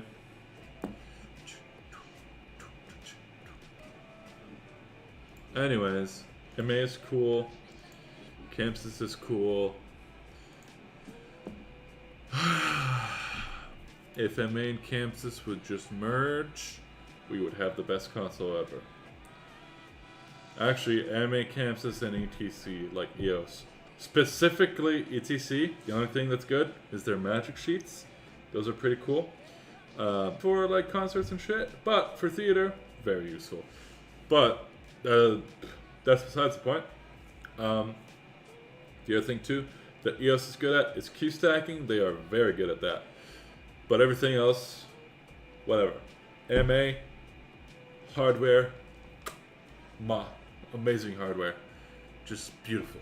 I mean, the MA3 full size. Oh, it's got so many buttons. It's got so many knobs, and they feel so good. I have so many complaints about the 500. I love it. I've broken it so many times, but I still love it. That being said, I have one complaint about the MAs, the MA3s, the full sizes, and that's the hinge. The hinge is stupid. I hate it. Like, because I will push the screen back to open it, and then I'll like bring it back to get it at the wrong angle, and the whole thing moves forward, and it's like, really, guys? The whole console. And I also, actually, there's two things that I don't like. The other thing I don't like is they remove these. That's stupid. Don't remove buttons, add buttons. Like, why? It's the same thing. Like, Chamsys did 4 buttons, and I hate it. It's stupid. Like, and MA has, everything is in 5s on MA as well. And then they go off and they're like, nah, we're gonna put 2 screens, 2 small screens, and we're going to put less buttons. And I'm pretty sure they have the space for a full 20x keys.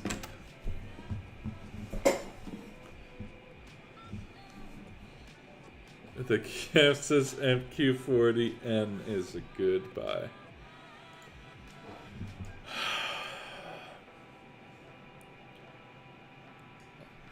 I would get a PC wing. I honestly would not get any of the compact. Maybe an MQ70. The MQ70 is dope. But other than that, I would get a PC wing because it's more portable. It's more powerful. The MQ40. I have an MQ40. I also have an MQ60. I dislike using both of them because they're both very slow. And the touchscreens suck. Like, yeah, the touchscreens are not very good. But the biggest thing is they're super slow. I would get PC Wing because then it's running on a laptop hardware, which is much more powerful. And you have 64 universes of ArtNet. Like, time code, easy. Yes, PC Wing for the win. Don't get a mini wing. The mini wing is the worst thing in the existence of Chamsys. It's useless. Like, even for installs. Like, installs, I guess it's fine.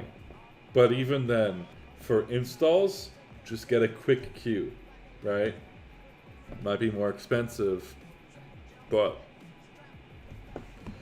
like, the mini wing is garbage. Like, if they at least put pause buttons on it, then I would get it. It would make sense.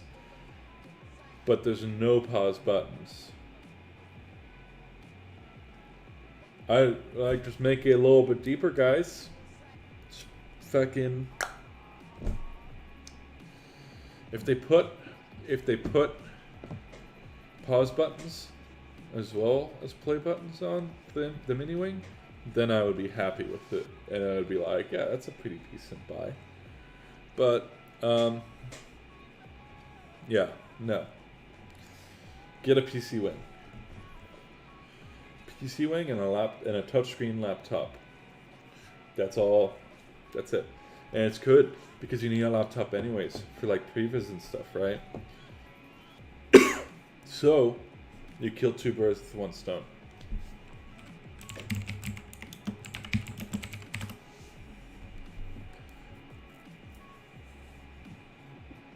I hope the music is the right.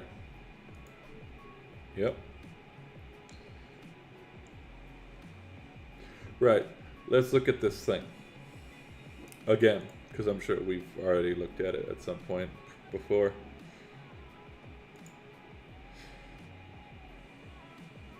The touchscreens are really nice. Like the 10-point touch.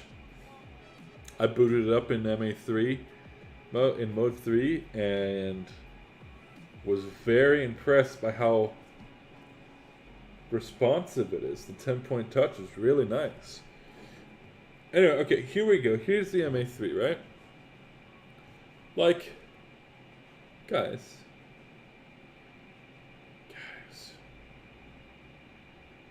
guess I didn't really have the space, but just make it a little bit wider, eh? It's not that big of a deal. It's worth it, because, you know, flash buttons. Every single LD in the world uses the flash buttons. I don't know, I have not met a single MA programmer who doesn't use all of the 20x keys on an MA2. So removing it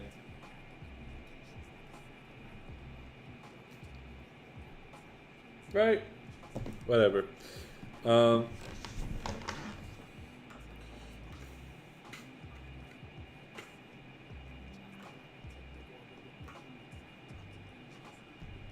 No problem.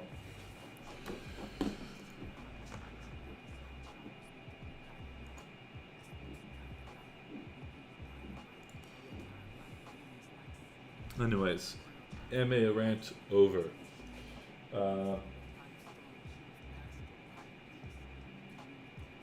Yes.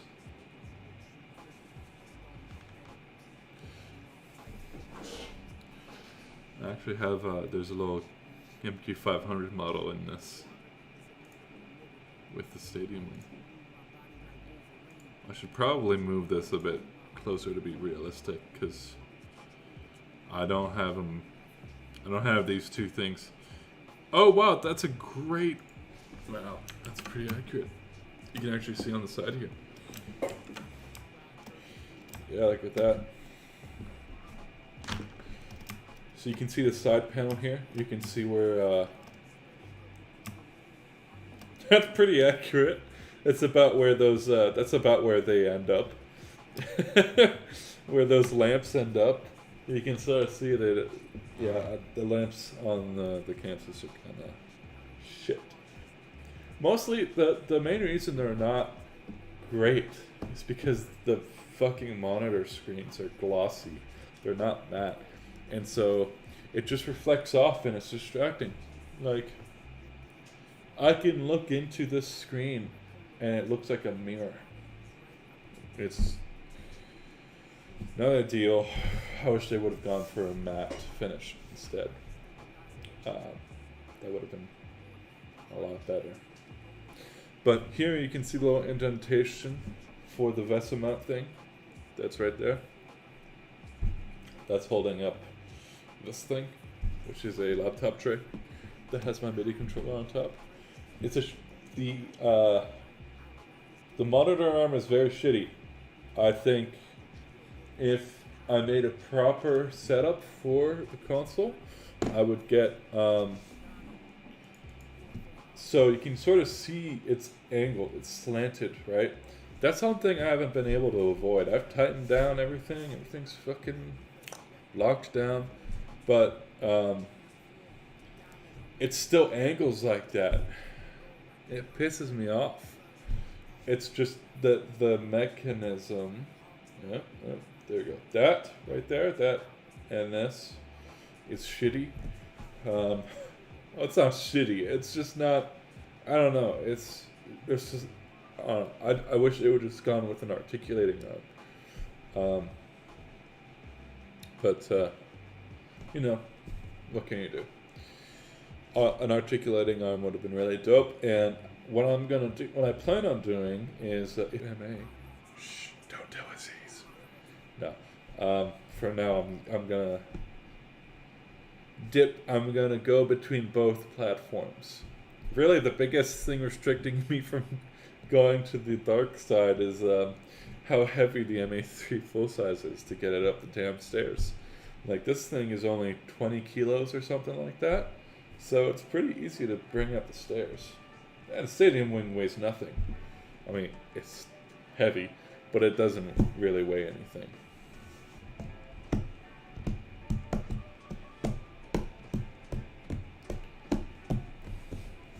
That case sucks dick. Sorry, I just have to say that. That blue case behind me sucks ass. Probably the worst road case I've come across for a console. There's no wheels. There's no wheels on a touring case. Good job. Great job, guys. No wheels. There's only handles on two sides, so you can see there's no handles where that BI is sitting. It's the handles are on that side.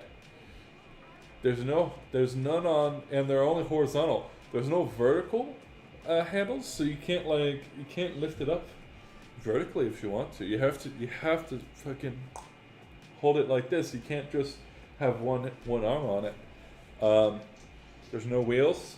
I don't know if I mentioned that, but the storage area for it is on the bottom. So the main reason that's a problem is because you'll take the case off, right? And then you'll plug all your stuff in. You'll plug the stadium wing in. And then you'll go, oh, I forgot a pen in the storage on the bottom of the case, right? So you lift up the console and then you snap the HDMI off the back of the stadium wing because the connector is it's almost flush to where the phone is on the case. And so if you tilt it, all the weight goes on that fucking HDMI. Which is also another dumb thing about the 500. Sorry, this is turning into a Chamsys hate stream. I really like Chamsys. They make a very good product for the price. But they could do so much better. You know?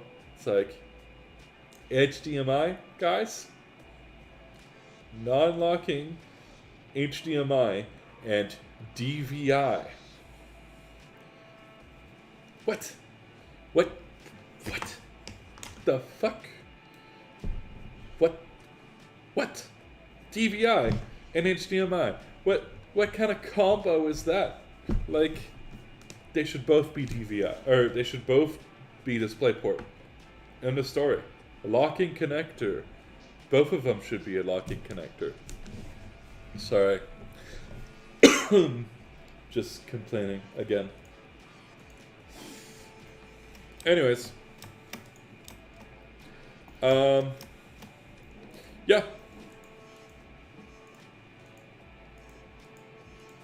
What on earth? Oh, that's the PA. Oh, right. Yeah.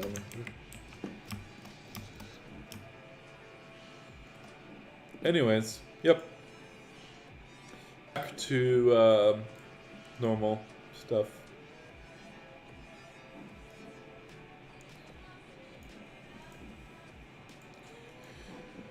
Oh.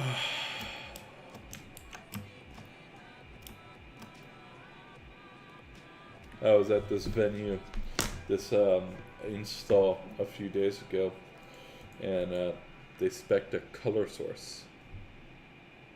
Oh, no data.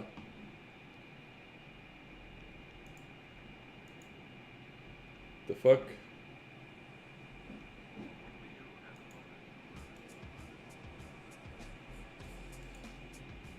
That's sick.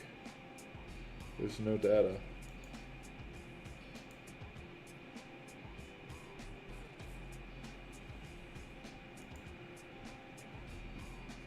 Cool. No data again.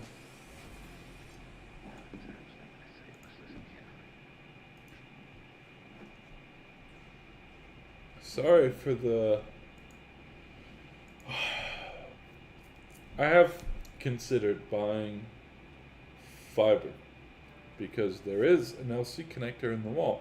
So this apartment has fiber, but the problem is the plans are not exactly good.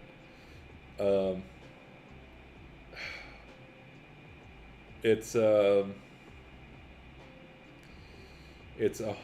$100 US for 15 megabytes down, which is like really sick, guys. Really cool. $100 for 50 megabytes down. When I was in Europe, it was €100 for 100 megabytes down, which was still, I was with Proximus at the time, still not terrible. When I was in Canada, I was actually using the college internet because I lived on campus. That was 100 down. I didn't pay for that.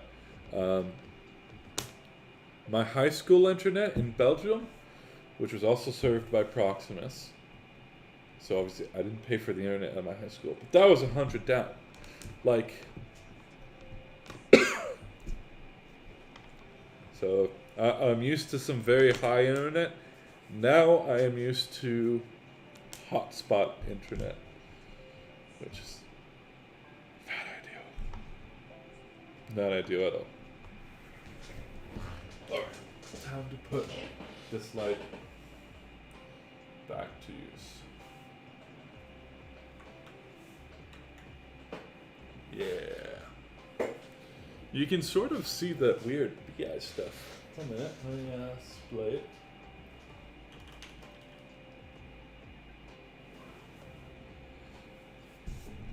Yeah, that looks even. Wow, that looks super cool. The wall looks cool. I'm gonna unsplit it. But anyways, yeah. Now it's the part of the stream where I just ramble about stuff and not talk about anything interesting. I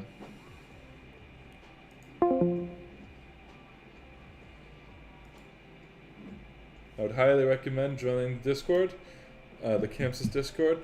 A lot of cool stuff that happens. Not super active, but there's a lot of very talented people in that server. You have, Yako, really cool. We've got Malakit, he's a badass programmer. His time codes are insane, to say the least. He's extremely talented programmer. There's a bunch of people in there that I would, Pretty sure James Harrison is in there too. We got a guy who built a really, really cool case for an MQ500. He essentially took a 500. I don't know if it was an M or a normal one.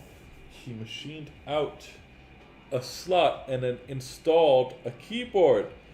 And I saw that and I just thought, wow. So it is possible. You do have the space to put a keyboard in there. But you didn't. Like, how much more would it? Maybe $1,000 more?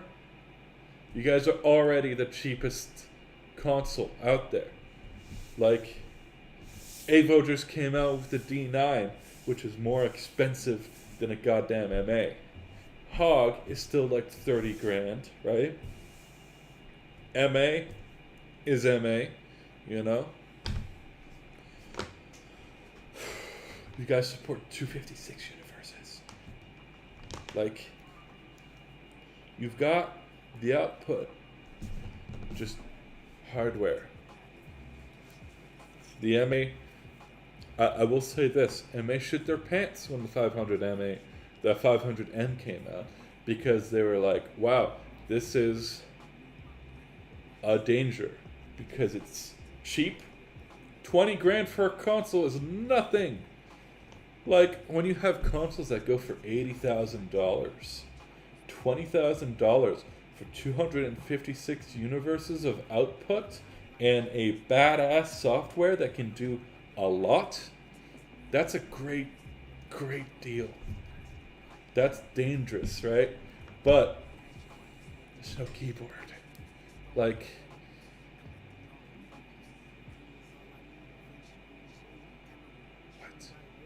I don't get it.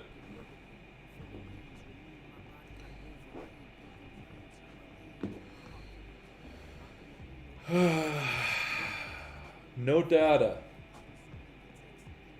The fuck? I don't know why I'm sorry guys for the for the outages. Let me fix this.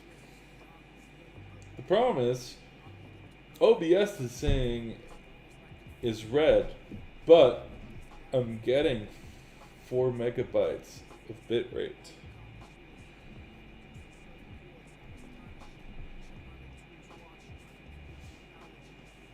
Am I? Stand by.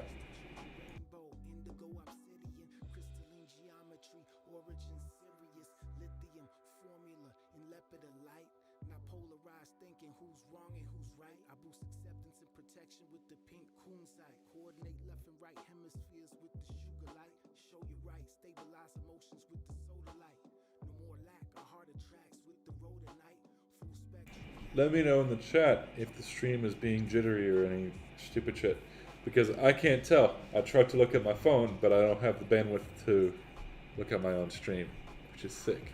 Super cool. Awesome. I wish I had a 500 in Canada. I don't even know where I would find a 500 in Canada.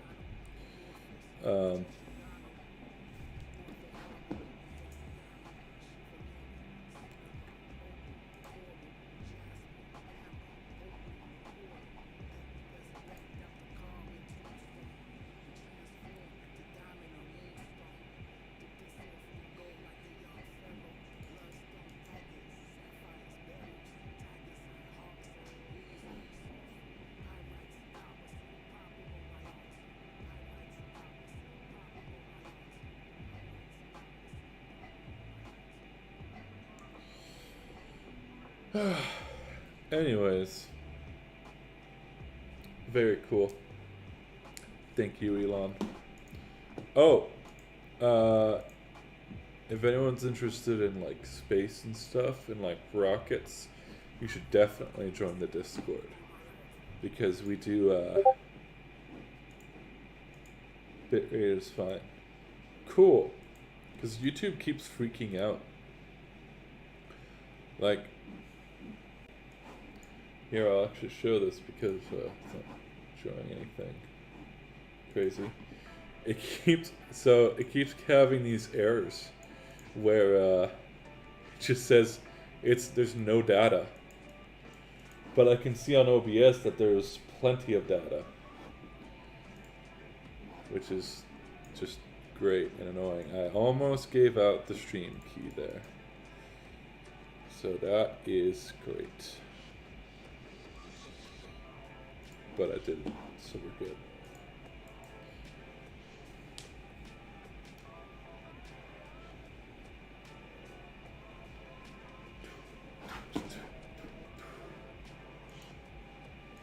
Participants. Hey Tommy, can you put a message down in chat real quick? Wait a minute.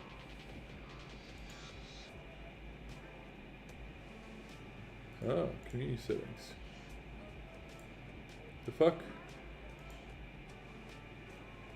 Oh shit, did I end the stream? I don't think I did, but... No, it's live. Sick. Oh.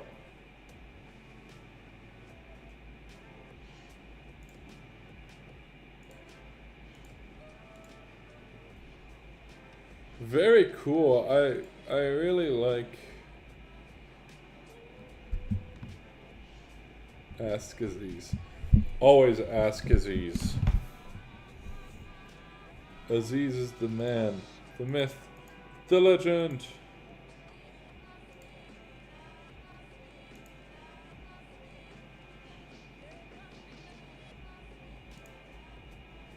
There you go, Tommy. Congratulations. You are now a moderator on my chat. Not that... Wait, did it only just get there? Cool. That's sick. Man, I wonder what the delay is then.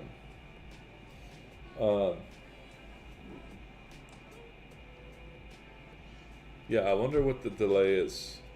It's probably maybe 20 seconds or something like that. 8 concurrent viewers. Sick. I wonder if I can do something interesting to entertain these 9 viewers. But I got a new audio interface.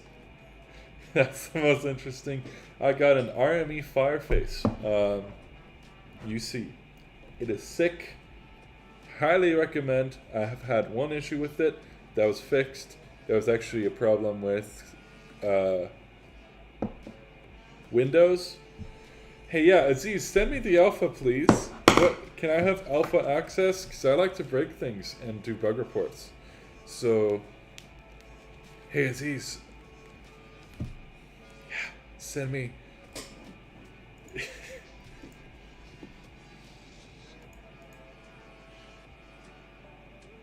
I should feature Cedric Aziz's channel on this channel. I will probably do that because they are both good. 36 seconds unbuffered, 7 seconds buffered. Cool. That is rad. 36 seconds.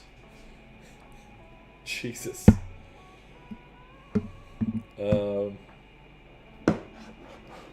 Yeah. You can actually see on my window here, my monitor here, when YouTube keeps popping up with the... Yeah, there it is. Right there.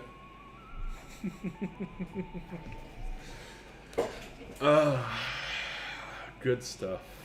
Good stuff. Yeah, let me just... There, right there. And then there's another one. Wow, look at that.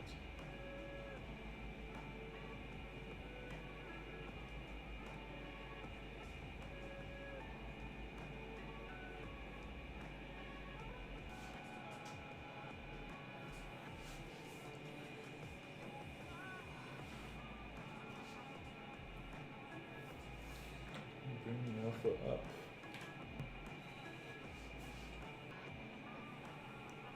Wow, look at that. It's almost like the lasers are being controlled from a lighting console. Super crazy. I'm gonna end the stream here. Short stream, I know, not 12 hours. But, yeah, I'm gonna... Which lasers on your rig? These, sorry, okay. Never mind then. If someone's actually gonna ask questions, then I will. The lasers are Spectrum 20s. Fun fact about the Spectrum 20s, those lasers, I had 20, yes, they are Cavant Spectrum 20s.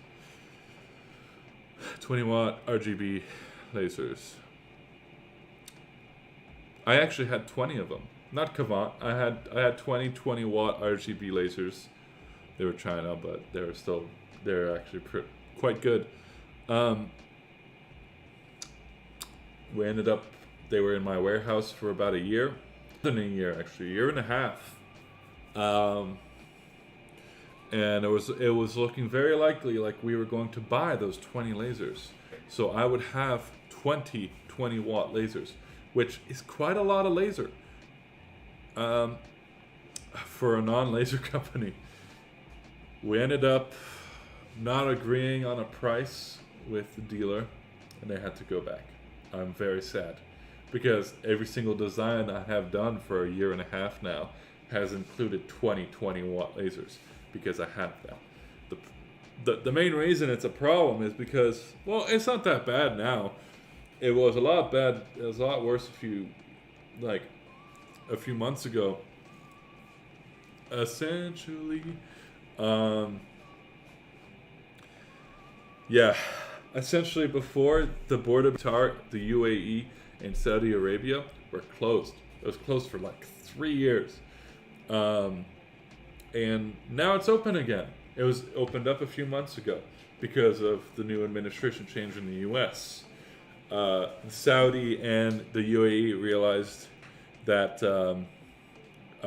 Dudesky wasn't going to be as chummy with them as Trump.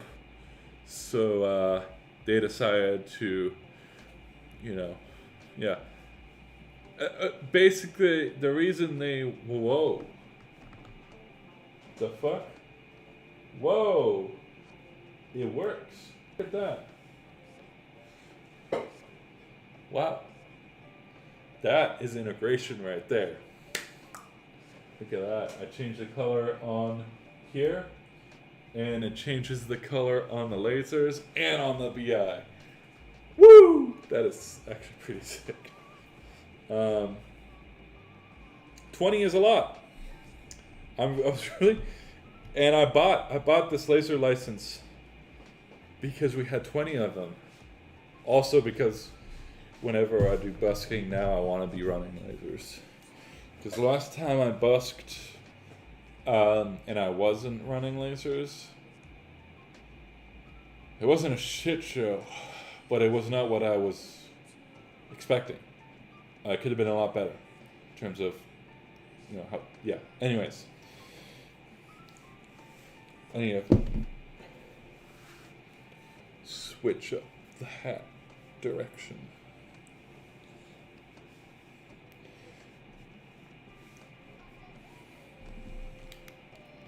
Yes, so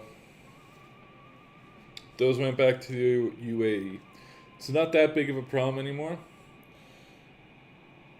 It was not. So the ones I have in capture right now, they are Spectrum 20s. But the ones that I had in real life, they were some China stuff. I don't know what they were because I tried to Google them, and all they said was laser effects. That's the only logo that was on them. So I don't know what exactly they were, because if you try to Google laser effects, it's kind of impossible. You can't find anything because you'll find every single DJ laser ever made. So I don't know where they came from. I just know that we had these 20 watt lasers. They're proper lasers too. They're not like, they weren't garbage. They were well, the build quality was good. The only thing is the scanners in them were not that fast. I think they were 20 kbps, whatever the fucking, yeah, they were like 20. So not super great for like graphics and stuff, but for aerials, the kind of stuff that I do, perfect. Like it's like I'm not trying to do super crazy like graphic shit. That being said,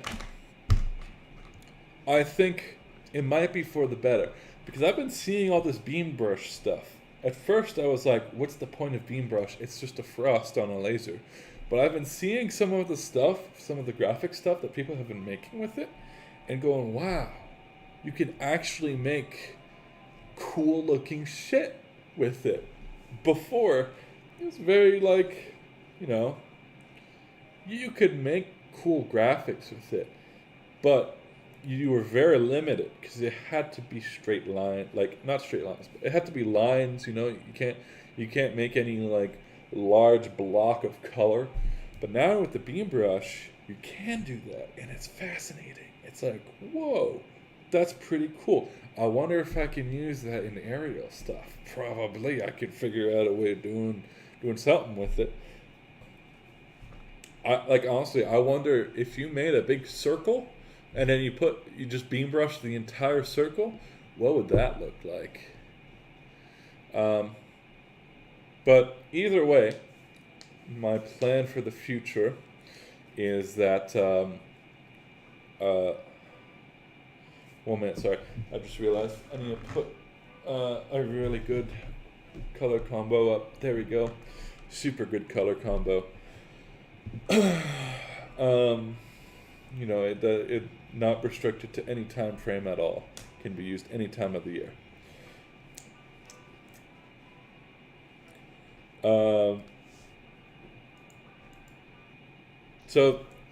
Sorry.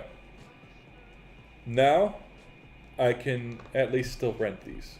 I can rent these 20 watt lasers from United Arab, the UAE. I can rent them from Dubai, and it's not that hard for them to get shipped over. It will take a while. It'll take like a day for them to get here, because it's like a 6-hour drive. or a 12-hour drive. It's a pretty long drive. But it's better. Before we had to fly them in. We had to fly all the gear in. But now I have access to the PRG warehouse. I have access to a lot now. So it's not that much of a problem now. I will continue to use 20-watt lasers. I do know the problem is I know one person who has 20-watt lasers and he only has 4 of them. That's just because demand in Qatar for high wattage lasers is not super high. We don't have a lot of shows that need high wattage lasers because it's not exactly the EDM capital.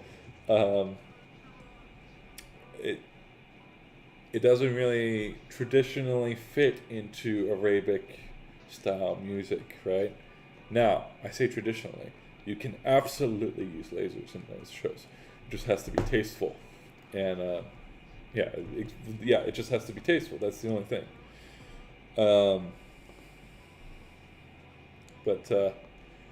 Yeah. I wonder if this effect. Oh wow! Would you look at that? That's sick. Sorry, this is another thing I'm going to be trying to update. This camera sucks. It's fine, you know. It's fine for like Discord and stuff. But for streaming and for capturing stuff, as you can see, if I fucking put this here, you cannot see anything in this light. It's just white. It's overblown. It's overexposed, right? So I'm planning on getting a Blackmagic Pocket Cinema 4K and using that as a webcam. That's gonna be super cool, and it's gonna look super good. But for now, since I don't have that because I'm on half pay because COVID, the webcam will have to do. But either way, would you look at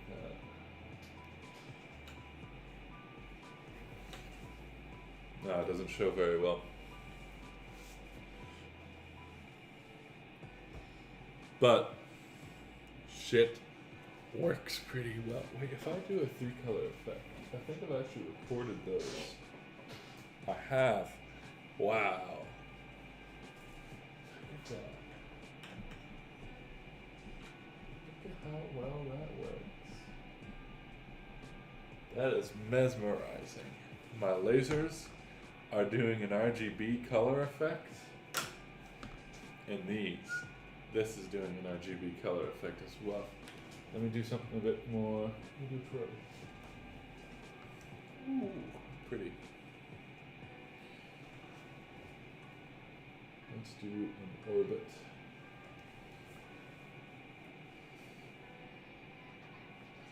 Or I think I'll do not triangle. Spinny triangle?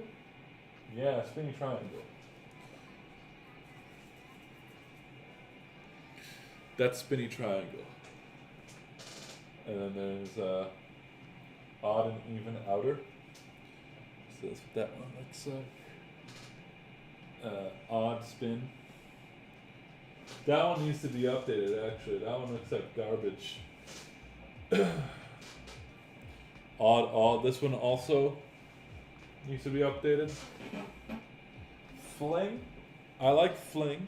Fling is pretty dope. But as you can see, there's little dots where there's no light. It's because I can't go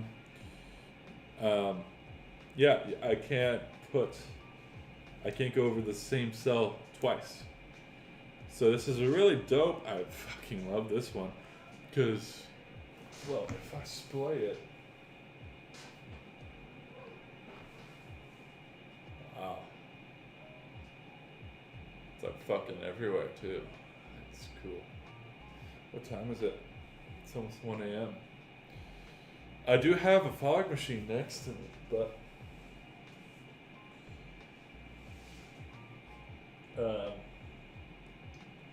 yeah. The problem is the fog machine I have is it's essentially an Atari geyser. Let me pick it up.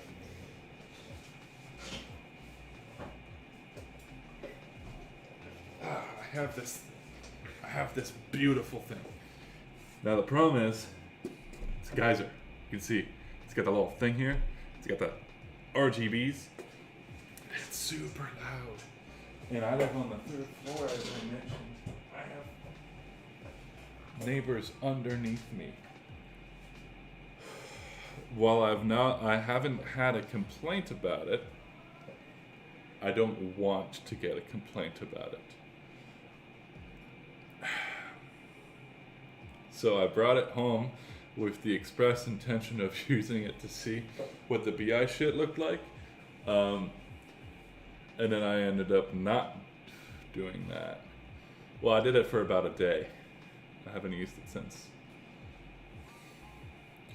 Wow, look at that anti-aliasing, or lack thereof, on the floor with the lasers. That's sick. Let's look at some other effects.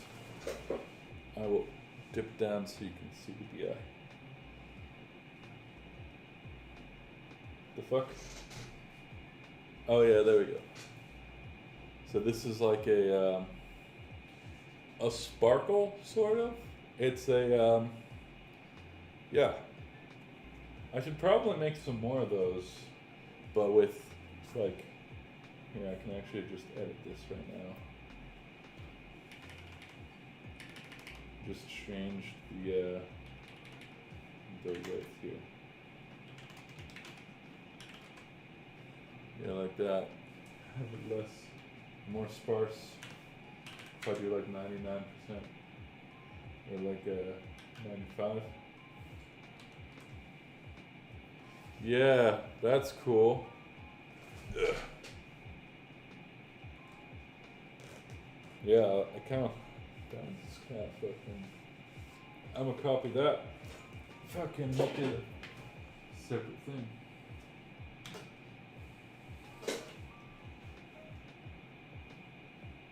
It's gonna be called Sprinkle.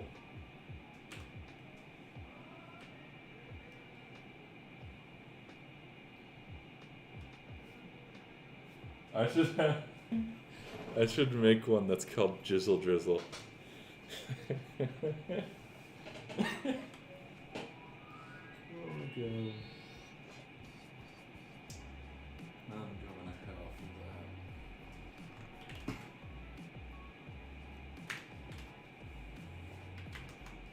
Random. Oh, can't see it because I'm in the way.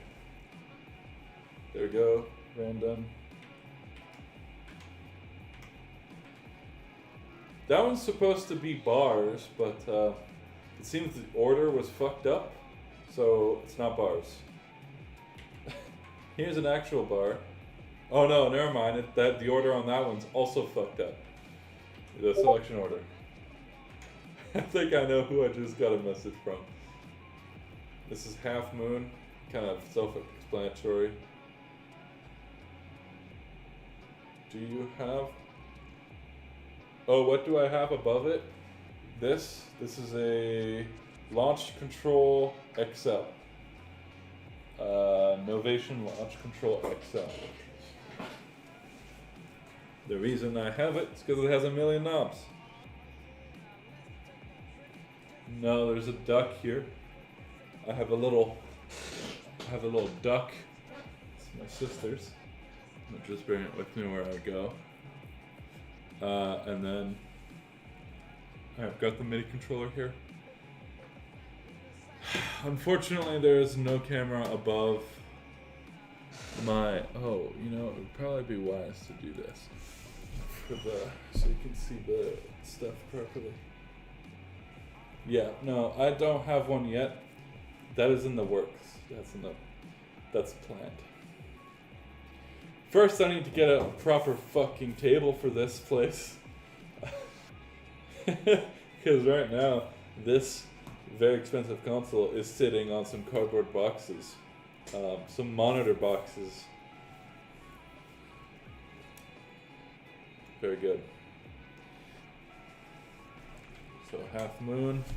Oh man, let me check my Discord.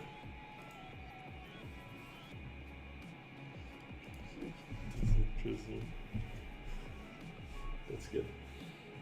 Here's a spin one that I really fucking like because it's gonna look fucking crazy when I have 30 of these or 80 of these all doing this in a lot of haze. Oh, it's gonna look so good. Yeah.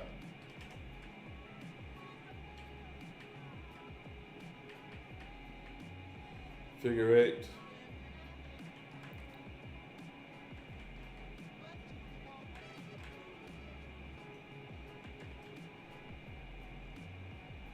There's bars.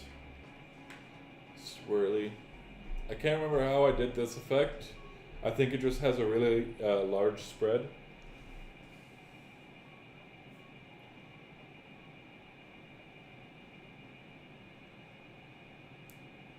No, it's just a tricky. It's not the spread. I have a tricky way of doing the. I have I've taken the number of cells in the ring. So basically, with all these effects, there's a simple way to doing it. Okay, turn this on, and then turn this off. Right, you can see each ring here. I have each ring as a group. I've selected each ring individually as a group. So I do usually, on the older streams, I would remote into the console. The problem now is that the remote app is broken. You'll see what I mean. I will.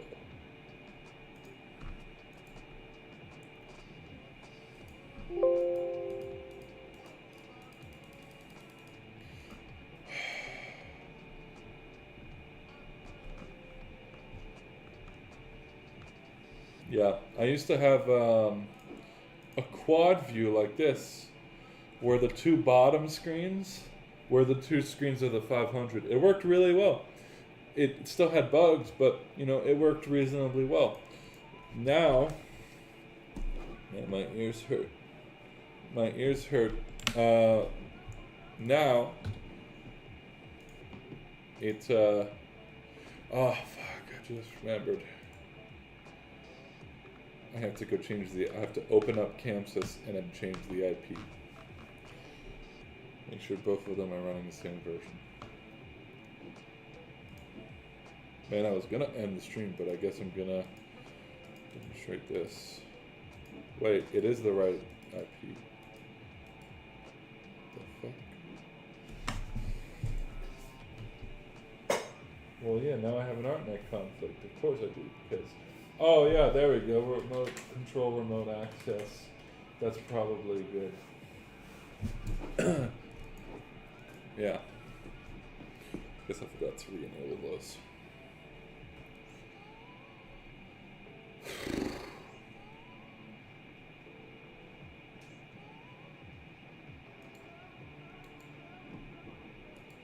Stand by. I will demonstrate this thing. Alright, MQ500. It is now, there we go, connected to the MQ500. It's all well and good. The fuck? Oh shit. It's only hidden position. So, here's what happens. Here's what happens when I go to Previs MQ500. Well, nothing happens. Nothing at all happens. See? I have a 500. Now, if I go to super sick. If I go to single window MQ500, this happens. You can actually see it happening on my other screen there too.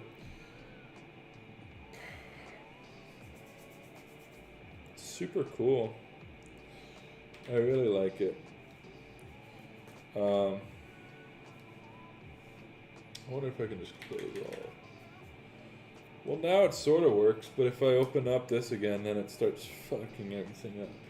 I think what's happening is it's trying to take control away from the console, and then the console's taking control back because it's the master.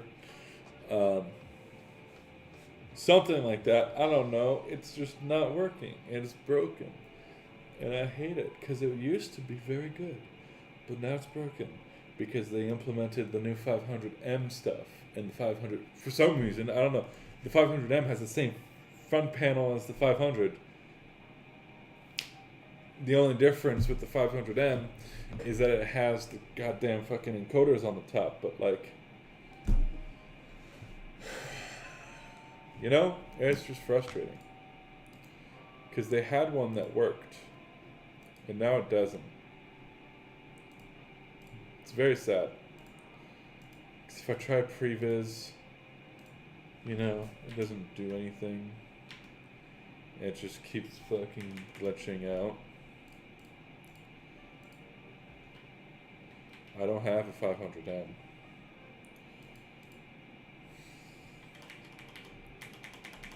Yeah, so that's why I don't do it. Because it glitches out like that. You can, like, I can do it like this.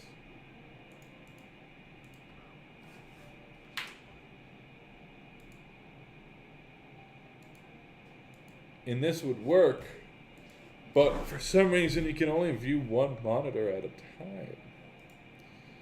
time. Before, you used to be able to make this an external thing. I mean, maybe, and the biggest problem is that I can't go into the settings, right? Like I can, I'm in the settings right now. But, if I go to view monitors, hold on. First put this on the right screen. All these monitors are the monitors of the console, not the monitors of the PC.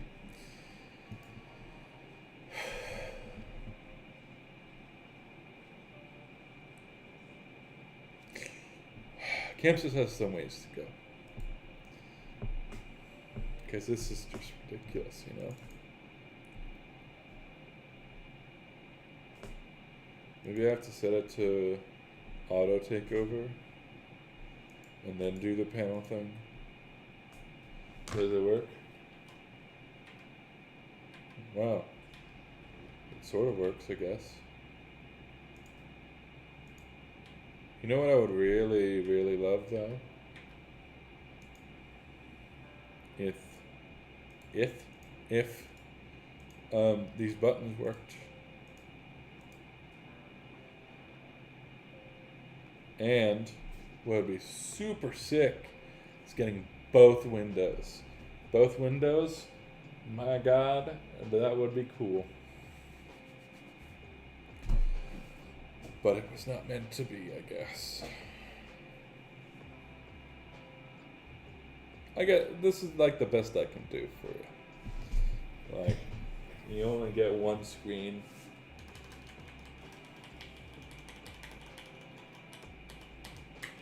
You know what I've really, really loved on the MA full size? A dedicated scroll wheel. It's like, wow, all of our windows are spreadsheets. Maybe we should put a way of scrolling that on the console. Nope. No point. At least that's what Chamsys. You know. Put a goddamn scroll wheel. Because they have it. They have it for when you're in the group window. And it's great. I use it all the time. They also have it when you're in the QSEC window. It's fantastic. I use it all the goddamn time. Right? Look at how easy this is. Wait, let me put it on here. Look at how, wow, I can scroll up and down. Look at that. Wow, look, there's a Q stack there that says Snoop. I wonder what that's for. We'll find out at 4:20 a.m. Anyways.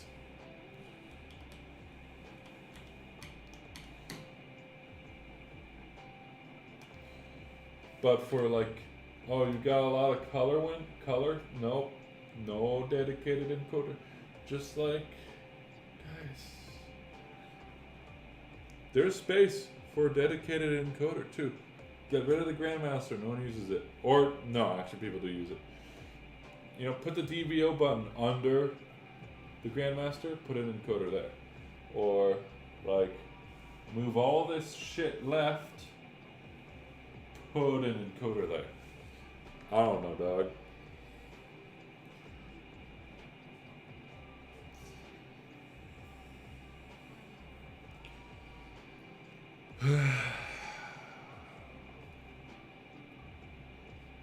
They're so close, yet so far. You know? They've got a ways to go. It is a good sign that MA is getting scared of them, but sort of unfounded for now. I mean, you can have all the output in the world, but like, you also have to have good hardware. You know? Just a thing. I love Chamsys, but guys, you should listen to the community. I've seen so many programmers program some dope ass stuff that uses the RPC commands. I use the RPC commands a lot too, because I need to. Because if I don't use them, I'm gonna spend 3 goddamn hours updating color palettes. Now I spend no time at all updating color palettes because it's automated, right? But no, automation is bad.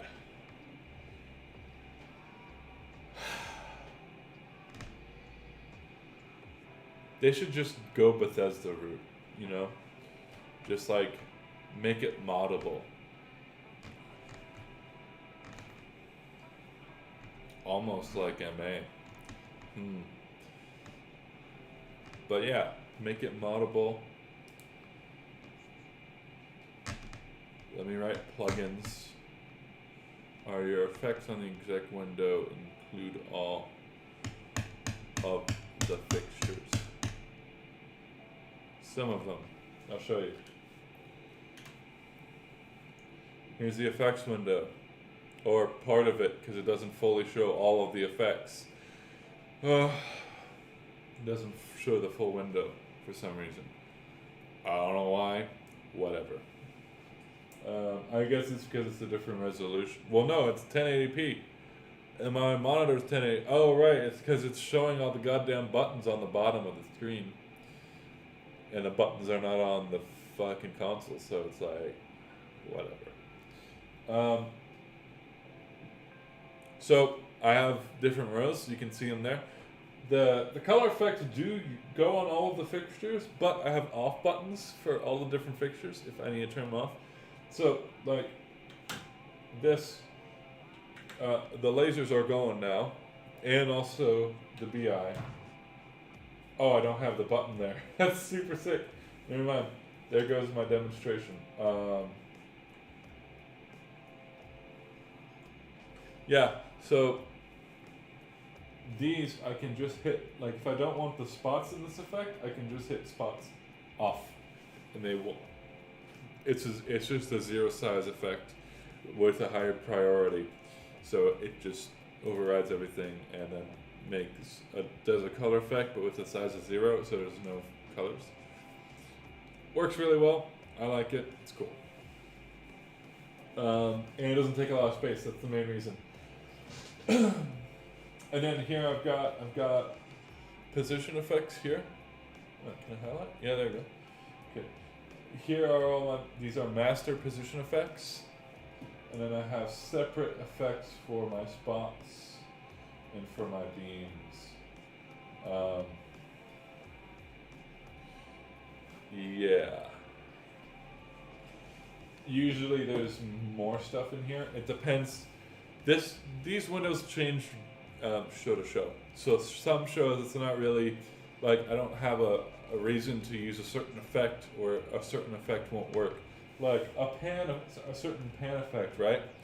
Well, it depends on if the venue's super thin, then a pan effect's not really gonna, do anything. If it's a super wide venue, fucking blast that shit.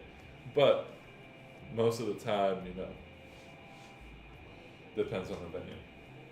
Also, if I have like 900 spikies, I'll put their custom effects down there, and I'll make space essentially. Here on the right, I have all of my intensity effects. These are very important because these are like my, my biggest effects. I don't really combine many things together. Usually I'll just have a master effect for stuff. Like if I want if I want to combine a forward effect on the beams and a backwards effect on the spot, I'll just make a master effect that is exactly that. And then I can just hit that. But I can build it live if I want to. Like spots diag, that's a good example. Let me go to here. View type, intensity. The fuck? Oh yeah. View type. Alright. Good options. Right.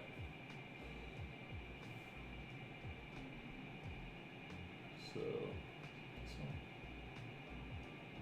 Yeah, it is.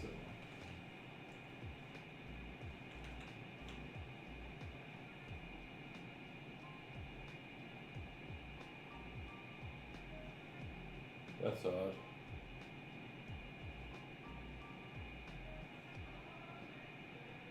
Huh. This effect is super weird. I'll show you.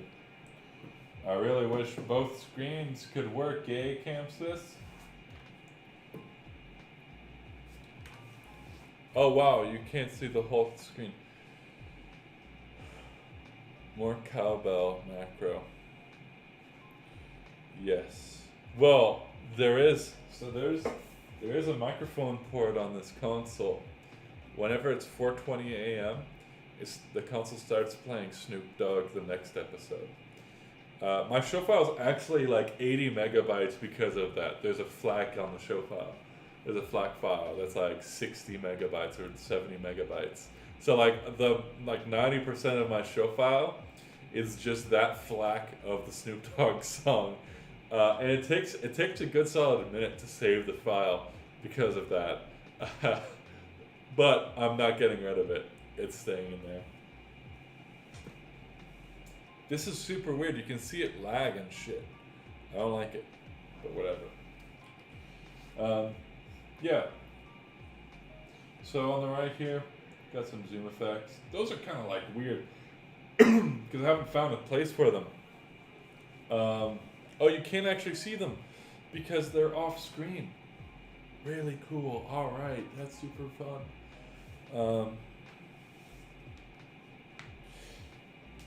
On the bottom, there is space for my BI effects, and then I guess I need more space. The problem is my grid is already 27 wide by 16 high, so it's already a pretty small grid in terms of, well, it's a really big grid, but the buttons are very small. You can sort of fix that with the size stuff. So my window buttons, I do have a bunch of big window buttons here. But if you make all the buttons big, then it defeats the purpose, you know? So, yeah. The effects window is ever changing. Before it used to be this color.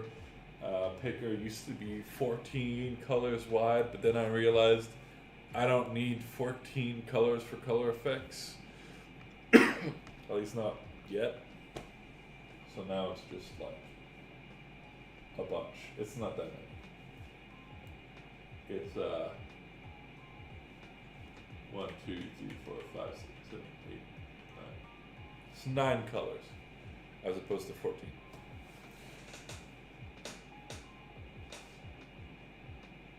Yep. Yeah, that's exactly how you do it. So you import an audio file into your console, and then you make an empty queue stack. You put in the audio section. You just put the file into that audio section, and then you have a macro, an automation macro that triggers at a certain point of the day that will trigger that queue stack. So there's a so I have important shit here. Like I have a power fail macro that if the power fails, it will execute this macro, and it will just activate this queue stack, which is power shutdown. That queue stack is all fixtures on in the audience. So if the building has, essentially it's not to leave anyone in the dark, especially the stage. I don't want to leave the stage in the dark. If the console dies, if front of house dies, then I want the stage to still be on so that the fucking main act doesn't die, you know? So, yeah, that's in there. There's a lot of OSC automation messages in here. That's all for the Stream Deck.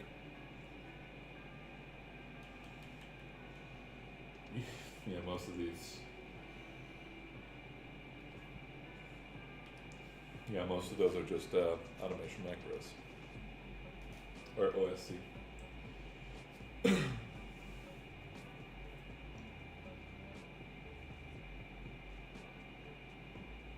Yeah, that's the show file. Up to actually, wait. Let me just show you. Look at how organized that is. Wow. So those the first 3 rows there, they are for timecode stacks, queue stacks, all that shit. On the top right there, on the first row, you'll see a bunch of shit stuff that you have to activate to make other things work. So that strobe off, that has to be on for the strobe buttons to work. Otherwise, the strobes will just keep going. So when I hit a strobe button, it will temporarily override that queue stack there. And when I release, it'll go back to the values that are in that queue stack, which is strobe off. I don't know my time code stuff. Oh shit. That's super cool. Did I just crash the console? Oh, I did.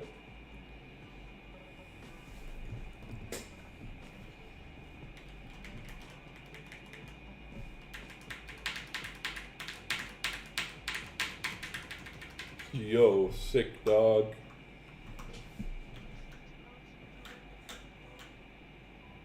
Console is locked. Oh shit, now you see my passport. My passport? No, my password. Okay, it's not dead. It's good. We're fine. Do you use Speedmasters for your color? Yes, I do. I have 5 Speedmasters and 5 Size Masters on the console. So, all the way on the left here, I've got position size, color size on a separate fader. Speed. Position speed, color speed, intensity speed, beam speed, pixel speed. So position speed, obvious. Color, obvious. Intensity, obvious. Beam is for like zoom effects and gobo effects. That's for that Speedmaster. And there's a pixel Speedmaster for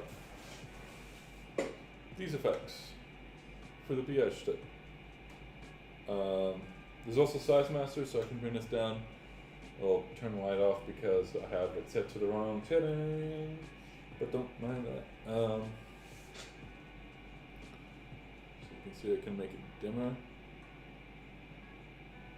Hey, you can actually see the color effect on.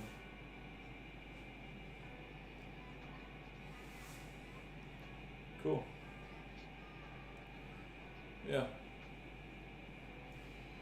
Let me go down and let me turn off.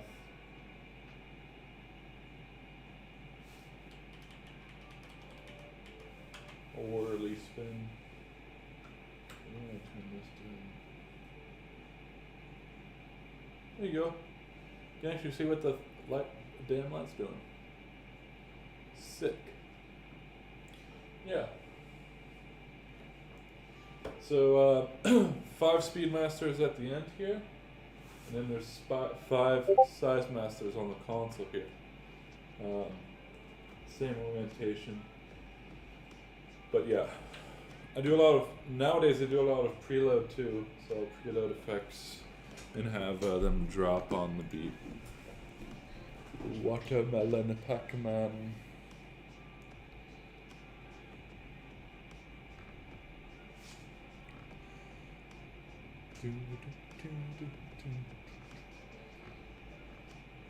You can actually see these 4 flashing things here. These are my size masters. They're flashing because I'm on the wrong page. Now they're no longer flashing. For some reason, when I page up and page down, it seems that the buttons are tied for some reason. That's super cool. That's super cool. The fucking fader button moves the flash buttons too. Even though there's a dedicated flash button, page up and page down. That's so cool. It's not. There should be a toggle for that somewhere. There might be, I don't know, but I don't know where it is. Probably, I don't think there is though. That's super great. That's super inconsistent. If you have 2 individual buttons, why is they should not be linked together? If you have a fader page up, page down, it should only move the faders page. It shouldn't move the fucking button page. That's new too, because it used to only do the faders.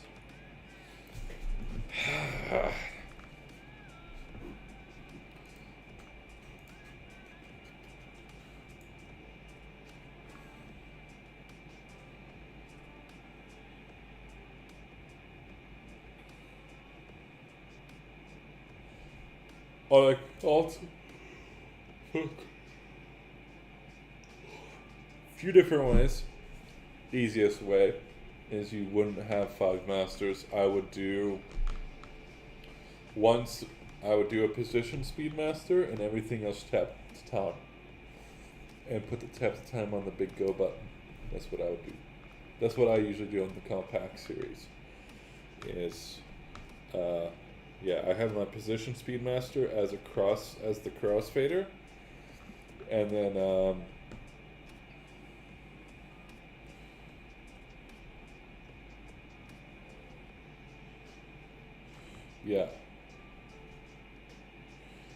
the other way too, you can just you can get MIDI controllers for very cheap now. This was $100.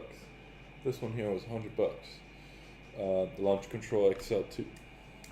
Or I think it was like $150. Either way, but there are cheaper ones. There's like $100, $50 MIDI controllers out there. And you can use Touch Designer if you want a free solution. You can also use Show Cockpit. I use Show Cockpit.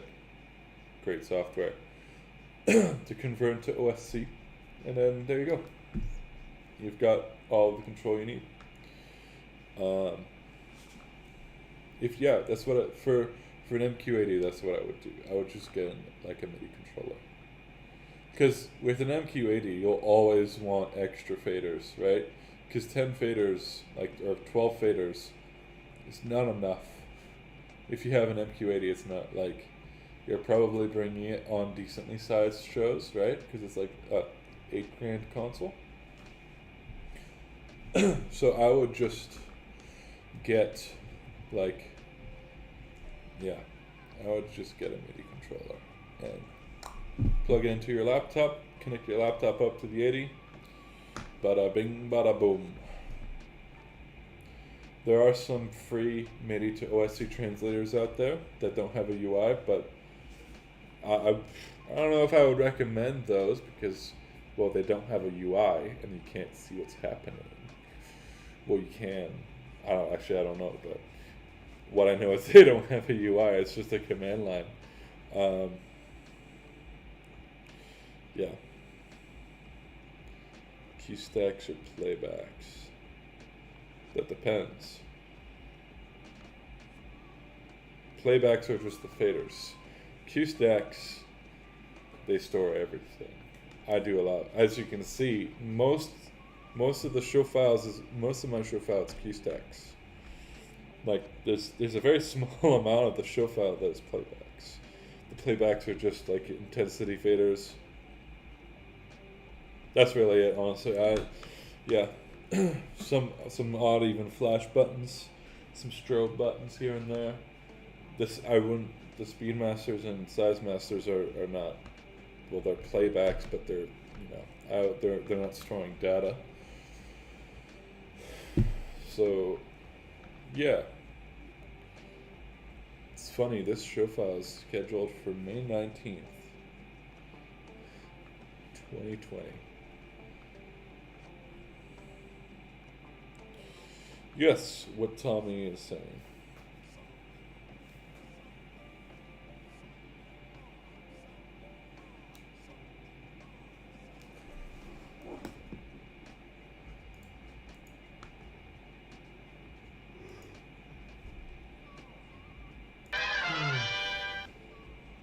Oh, there we go. I hope you like that transition. That is courtesy of Nathan Nations. Global tap to time. Yep. You never. The fucking shit. Yeah. Global tap to time. Because you will want your effects not on playbacks but on Q stacks on your execute window.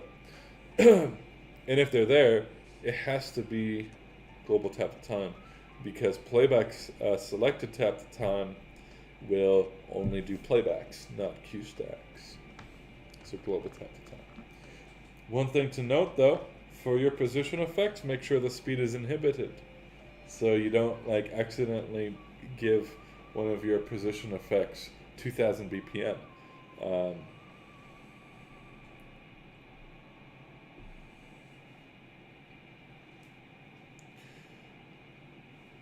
I'm sure you know how to inhibit. Maybe, probably. If you don't, I can show you. But inhibiting is super... Yeah, inhibit your shit. You will not regret it.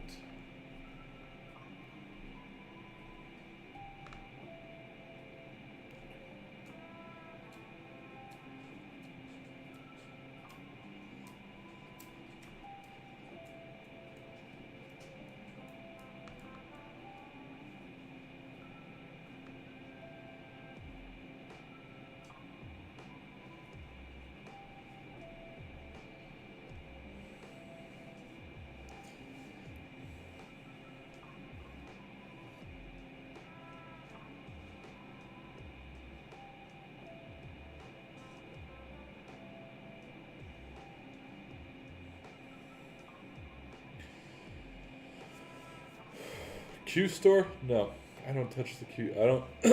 I don't touch the Q store. The only thing that's in the Q store that I have manually done is my highlight and lowlight stuff. God damn, this is not what I wanted to do. Go there. All right, there you go. This is my Q store. You can see it's not organized because it will never be organized because it's the Q store. Yeah, no, this thing is never going to get organized just because, well, it's fairly obvious. I mean,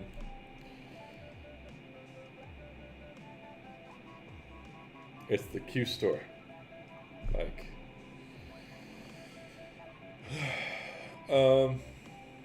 but here, these two here, these are oh, fuck. There we go. I'm done. Right. This is my Q store. It's not organized. It will never be organized. Because every time you make a Q stack, just for some throwaway thing, it's gonna make a new queue. I'm not gonna fucking organize that. Like, no point. I just have it so that whenever I delete a Q stack, it deletes the queues along with it.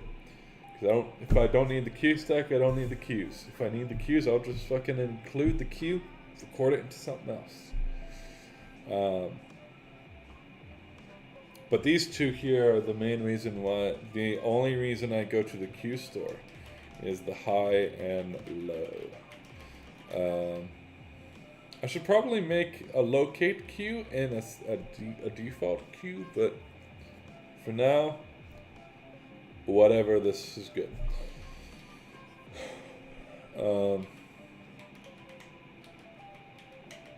Yeah. These are just custom highlights, so whenever I highlight, it uses the values that are stored in these queues, in these two queues. That way I don't have to go into the head editor and edit the head to do it. I just fucking record whatever I need.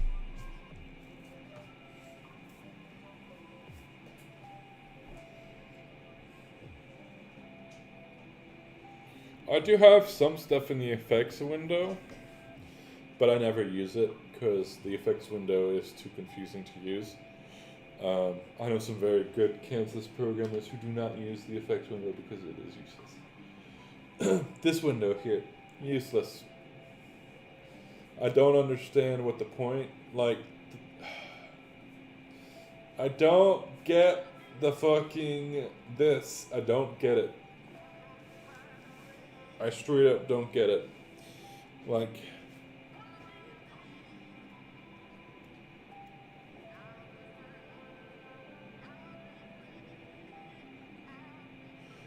the main problem I have with it is it seems that you can inadvertently change what's in these. What kind of effect is stored in them.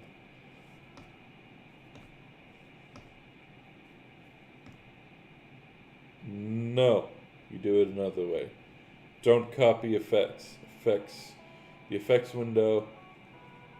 No, because the effects window is unreliable. Just record your effects into Q stacks because that's much more reliable and easy to use.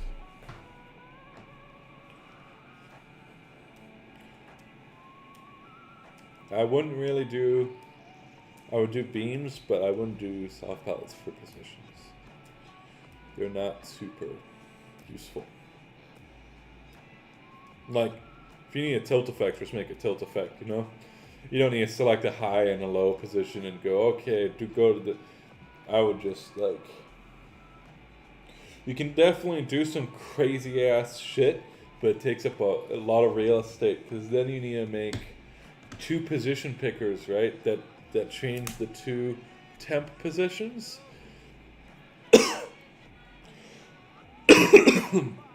That's doable. It takes a lot of real estate, though. I mean, I guess you could, like, make a separate window and then just go to that window whenever you want to make, like, select the positions. But, you know.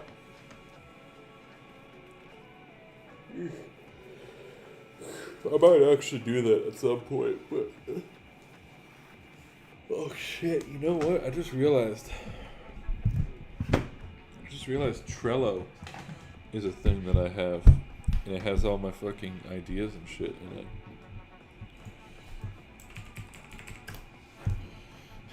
My God. I completely forgot about this.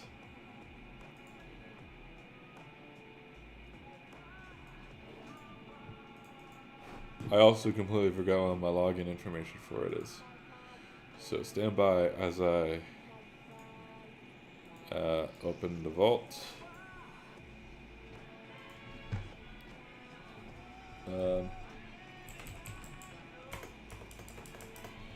Shit. Oh, there it is, Tribble. Yep. I'm glad I'm really glad oh shit. Trello is made by fucking Trello.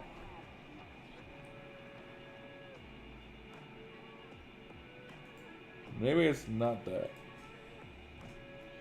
Sorry, I'm trying to find my login information for my Trello account.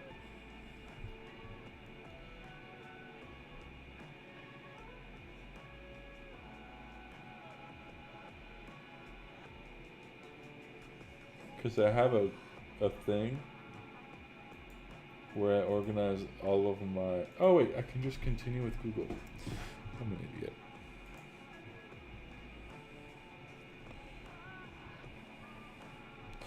But yeah, I would just record key stacks into your execute window. So I would just record like the effects on my they're from the stack store. So you can actually see here all these so these are all effects. These orange ones, these are all my oh wow, that's not a language I know. English. Really? Fucking hell.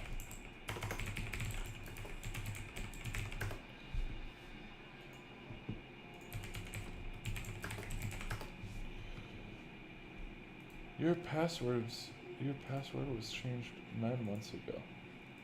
The fuck? What did I change my password to?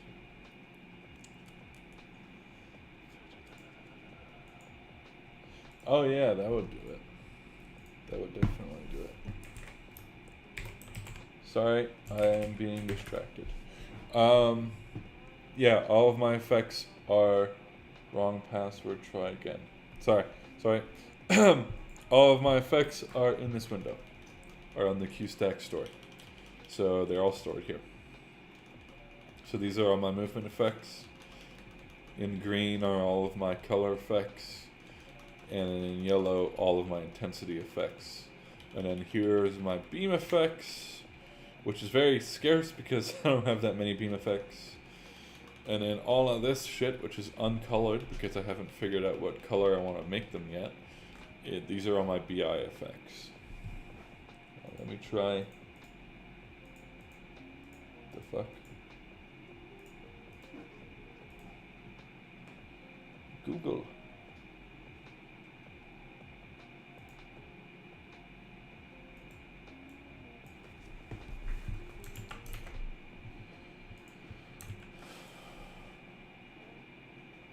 The fuck?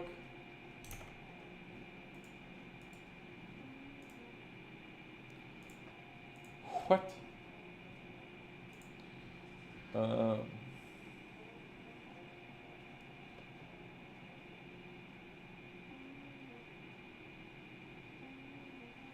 that's not concerning at all.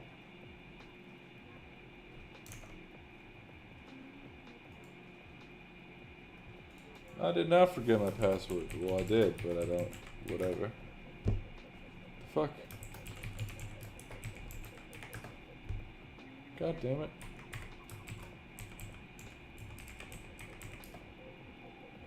The fuck? Trello, you fuck. Sign in with a different account. Well, no, I don't. Fuck.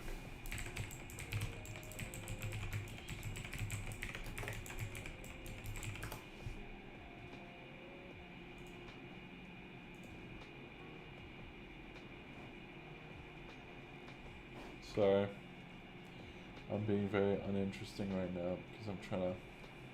I have... The brunt of it is that I have a Trello for programming all of my two-factor authentication. All of my, when I have a programming idea, I put it on the Trello. and I have forgotten about it, which is yeah.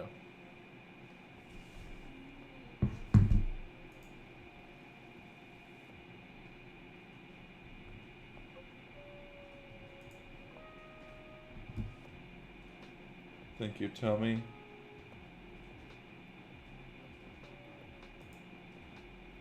What? No. Fuck. Okay, I guess.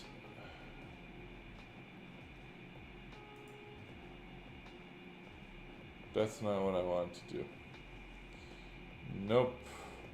I already have an account.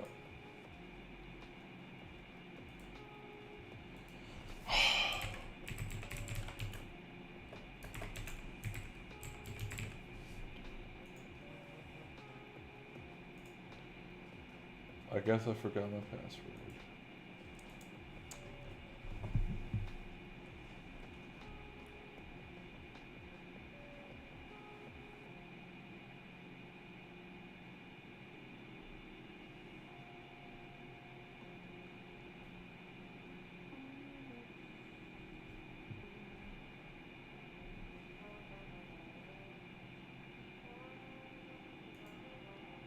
Oh, okay.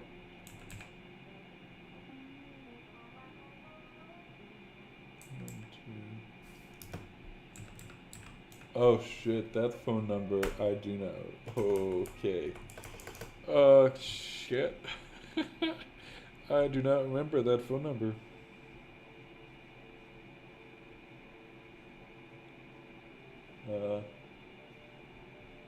Shit.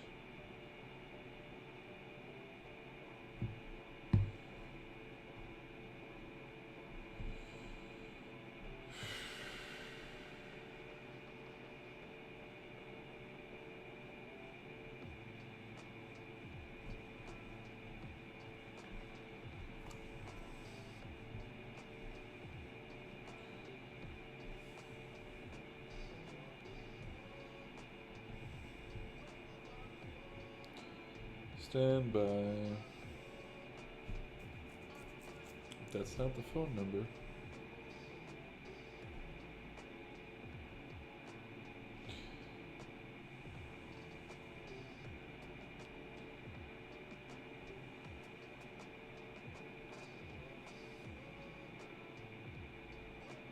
Huh.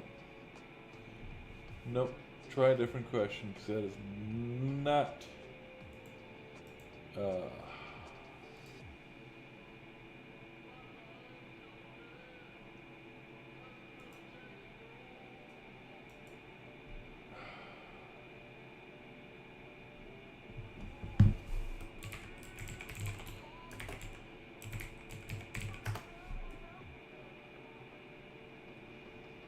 Fuck.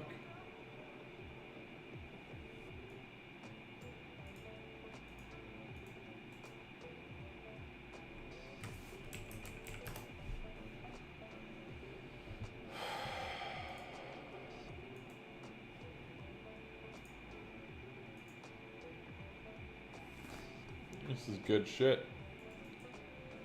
Spending 15 minutes trying to remember the password for my Trello.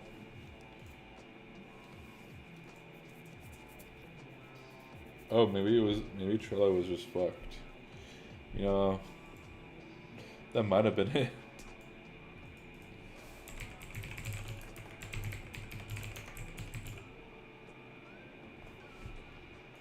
Okay.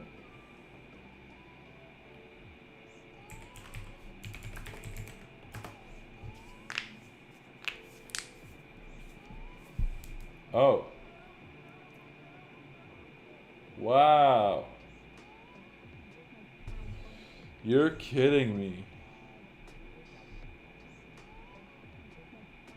Alright. Never mind. I just spent entirely too much time on something that I knew the password of, because I have not changed the password of it. Sorry about that. Alright. There we go. There's Trello. Here we go. Fucking finally. Alright. Yeah. I have a lot of these for some reason. Let me delete a few of these actually. 'Cause a lot of these I don't need. How do I delete this? More. Okay, cool. Boards. Home. Go to home. Okay, cool. Busking, Corktown, Crazy Rig, IAC to do. Yeah, all these are done. Yeah. Fuck. Close board. Yep.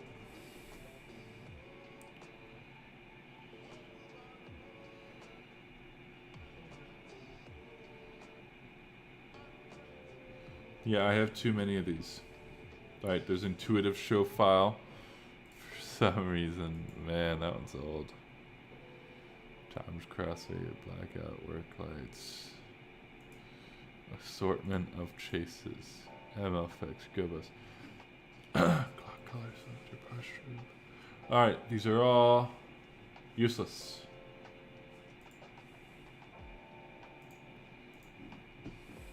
Anyways, I use Trello to organize my busking shit. Here's one of the things. So you can see a bunch of, you know, effect stuff, some effects ideas, some feature ideas. Yeah, BMFL graphics animation wheel shit. Oh shit, I forgot about this. These are actually some pretty Skittles. Damn, I might make that one. Skittles is a good name. To do.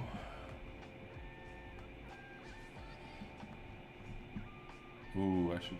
Ooh, yeah. I'm doing that. I am doing that. That was a great idea.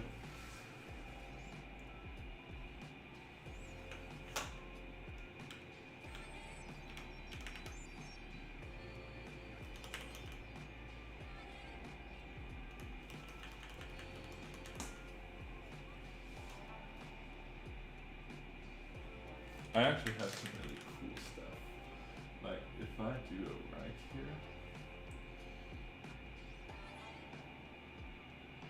or fuck.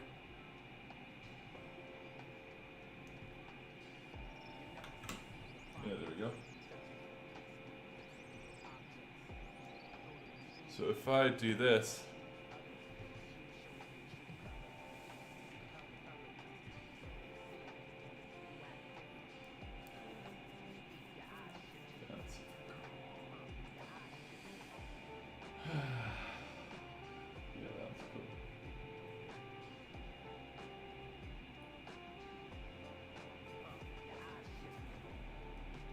one thing I've always wanted is I've wanted a separate channel on a fixture to do speed, like gobo scroll speed. Like, yeah, that would just be cool. Like a rotating gobo wheel would have, right? But for gobo scroll. Right? Right? Right? So you can have a fader for speed.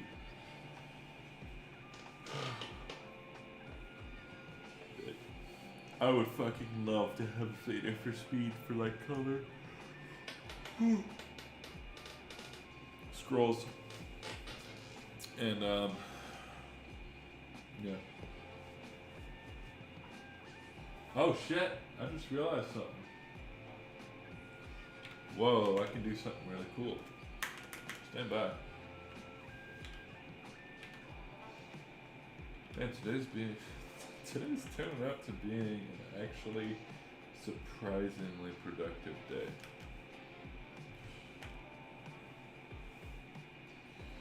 Because I've had some good ideas.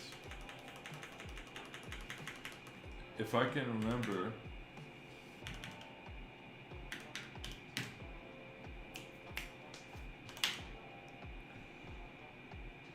nope.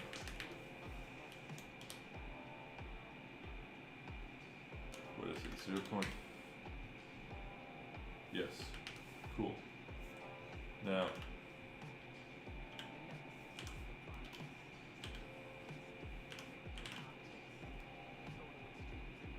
Yes.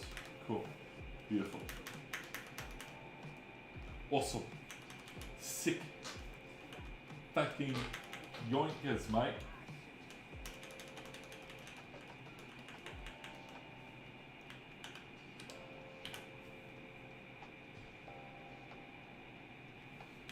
That's fine. That is supposed to happen.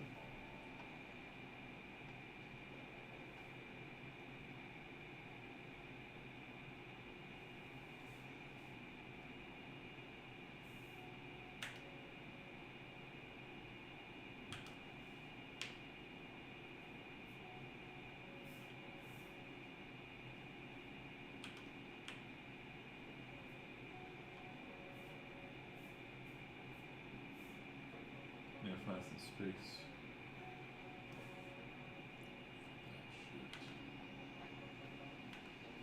Found it. Cool. Now.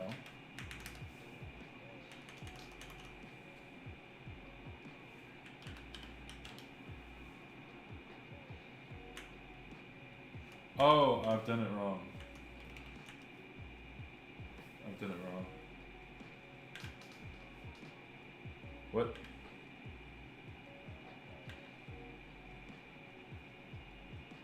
Yeah, that's not supposed to be. I really wish you could see both screens. Let me actually show you the screen that I'm working on.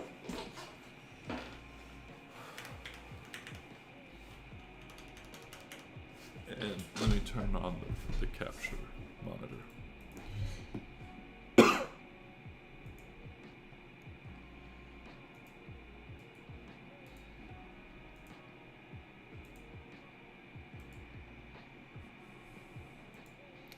Fantastic. Thank you, capture. There we go.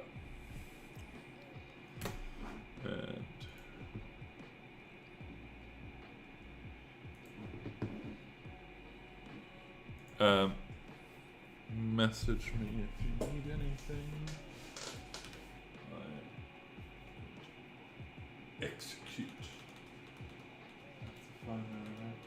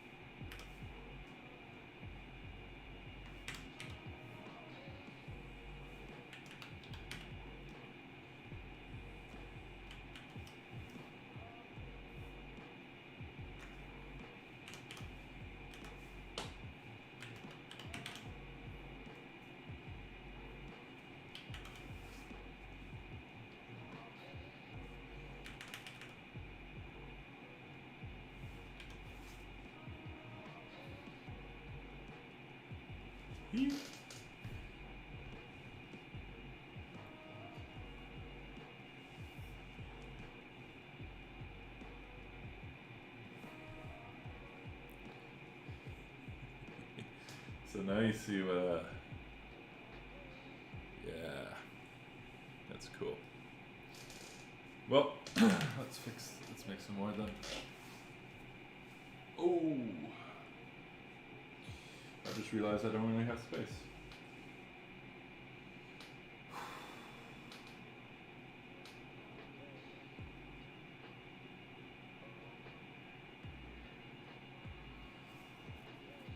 Well, I'm gonna put it in there. No matter what. Just a matter of like how the fuck am I gonna make space for it?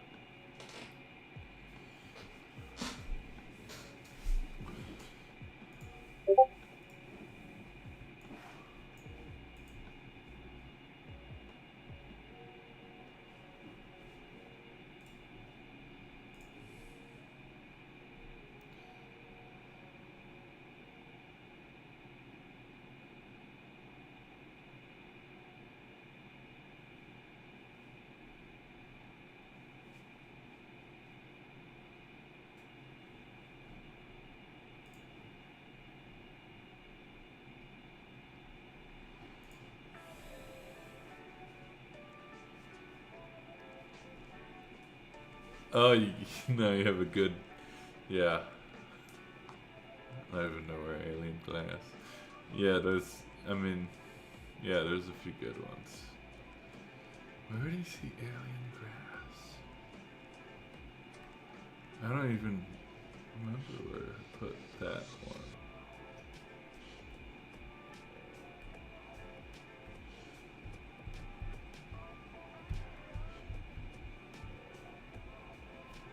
Oh, that must have been one of the, yeah, that's probably one of the commission ones.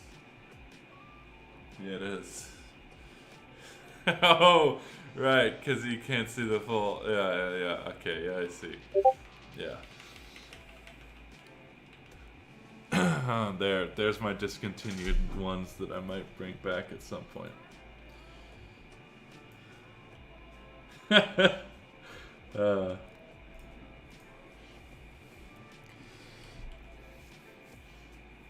Crimson Warm, that one sucks. I think Ramona Flowers is probably gonna make a comeback. Purple Gusher as well. Maybe Crazy Diamond.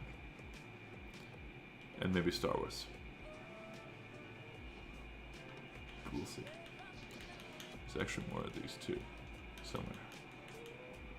Well, no. Never mind. Yep. And then for some reason I have split colors here for some... I don't know why, but they're just here.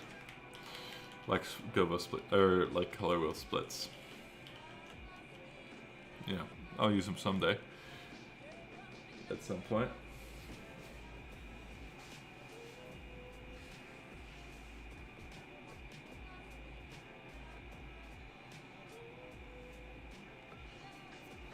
I guess I could just make this whole row complete, you know? Let me change the color of that to purple. Okay.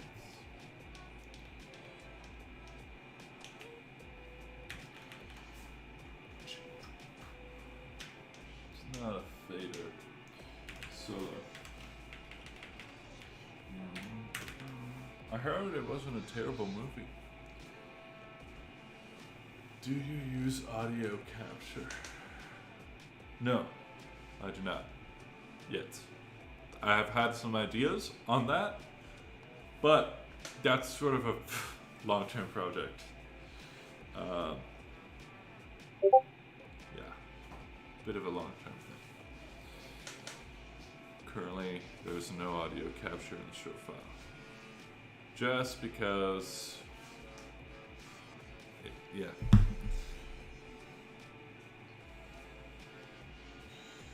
I'm gonna use my phone to check my Discord, even though I have a fucking computer. Uncooked pasta noodles.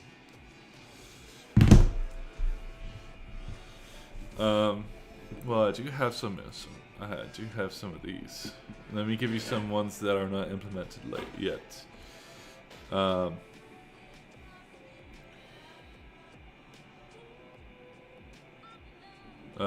Crimson Fury, Afterglow, Sunset. This is not a color name, but Explosion Position Effect. Tundra, Tropical, Fruit Salad, Skittles, and Vice City. Ooh, I might make one called Turbo Killer. I don't know what the colors would be yet, though.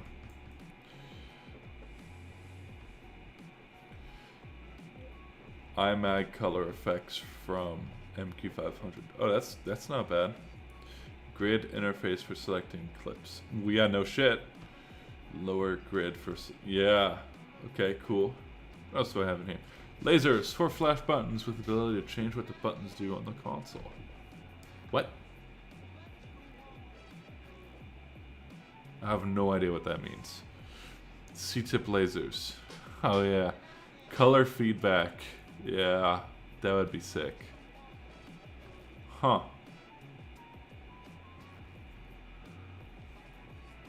How many? 1, 2, 3, 4, 5, 6, 7, 8. Oh, I'm one short. I just realized I could make the Stream Deck my color picker. Now that could be pretty cool. Not the big one, but the effect one.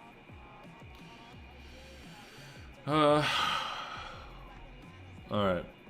Zoom on keyboard mod wheel. Oh, that's genius. That's a pretty good idea. Like, you know the mod wheels that are on like not computer keyboards, but like musical keyboards, like MIDI controllers. There's like a mod wheel that you know snaps back to the center. Having the zoom tied to that would be pretty cool. So you could like flick it and it would go back to center. That could be neat. Gobo scroll-on lasers, yeah. Color scroll-on lasers, yeah. Aqua, magenta, and orange effect, yep. Repeats control from console. Hey, that's done. Yeah.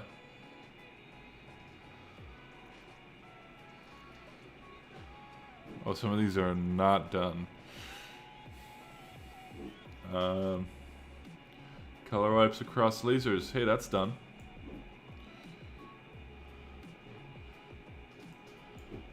This finished thing should be all the way over here.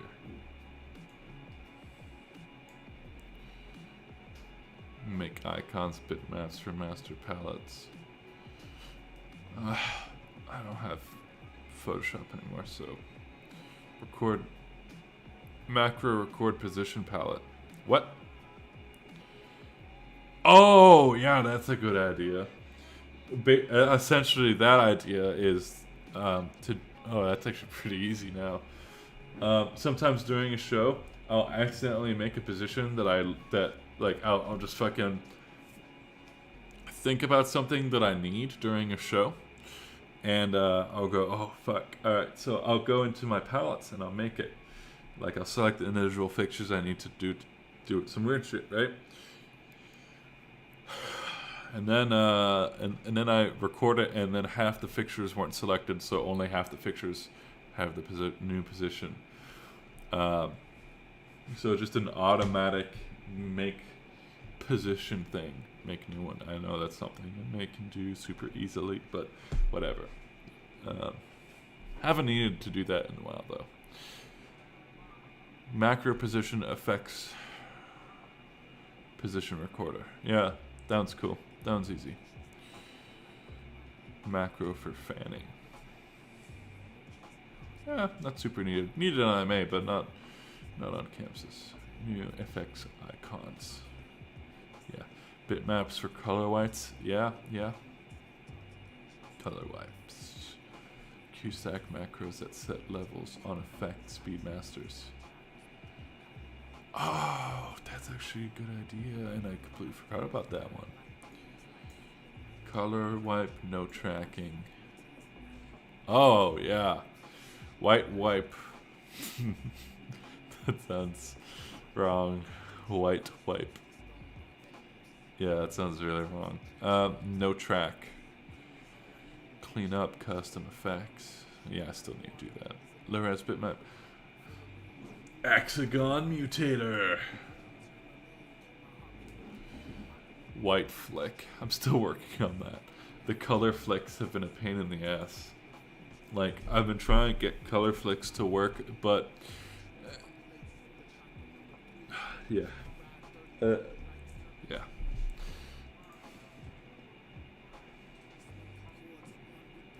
Anyway, I'm gonna finish this thing. Actually, before I do, I need to go look up the syntax for that. Chamsys palettes. There's a specific syntax to do wipes.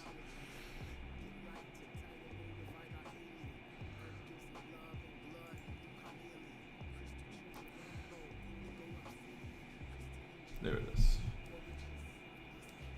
Okay. Cool.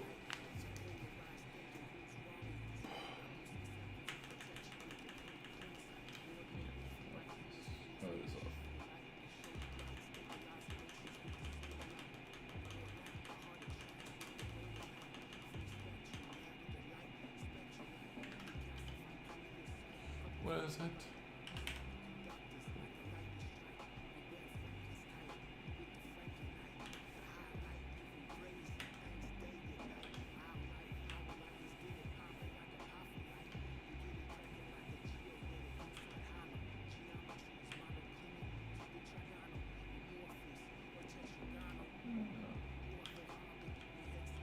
Fuck.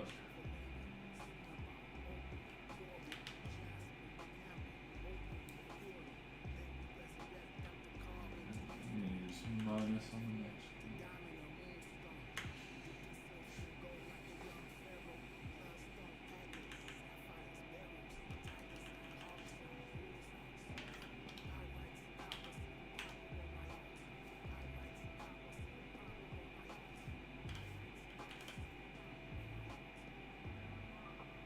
Right, programmer.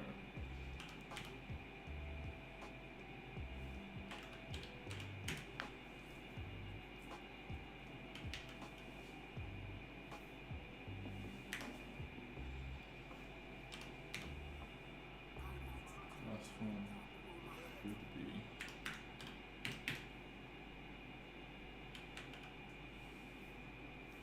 cool.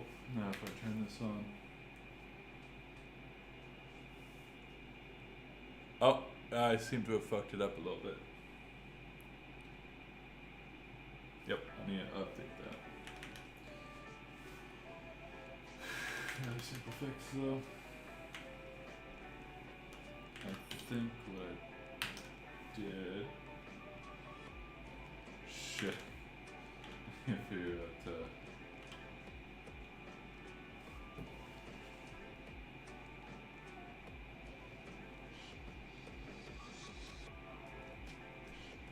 it's going outwards. I need to do inwards. Cool. Easy fix. Leave it that. Nope. Although that is a very nice pink.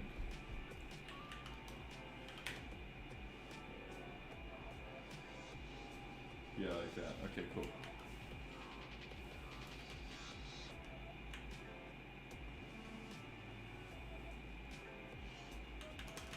So I'm not really talking much.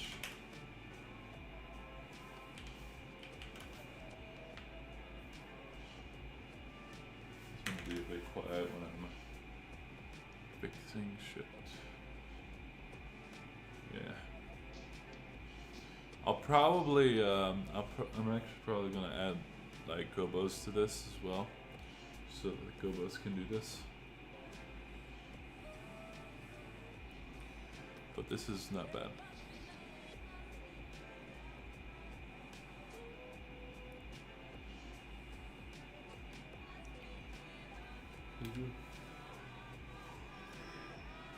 Oh god. Where's my dots?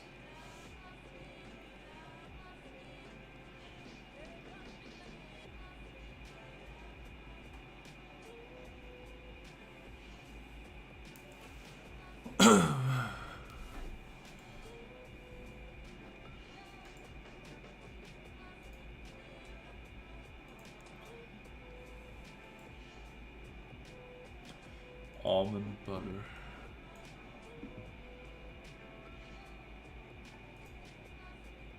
I think I have some good ones from my dad. I'm trying to find them. My dad gave me a few suggestions, some stupid ones.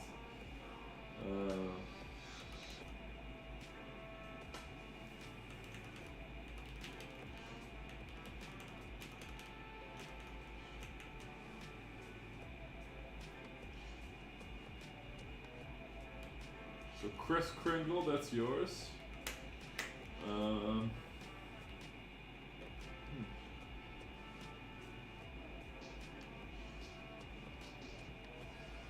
Might be on my phone then. I also have a list of names on my phone.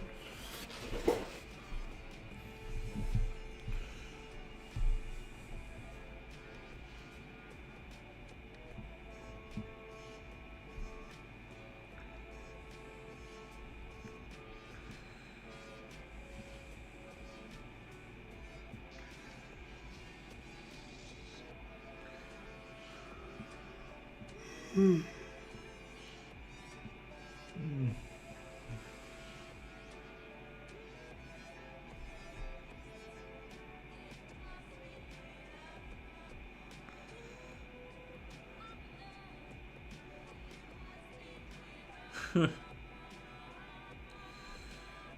I'm reading some old notes from last year. Some of these are stupid.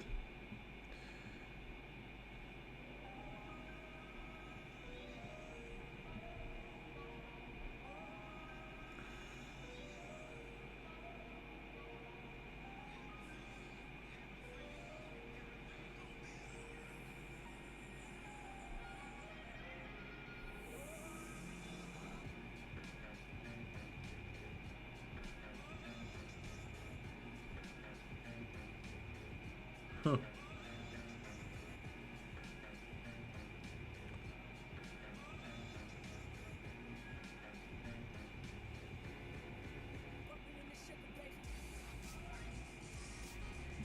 Fascinating. I seem to not have. I have some LED values here, but I don't have midnight ideas.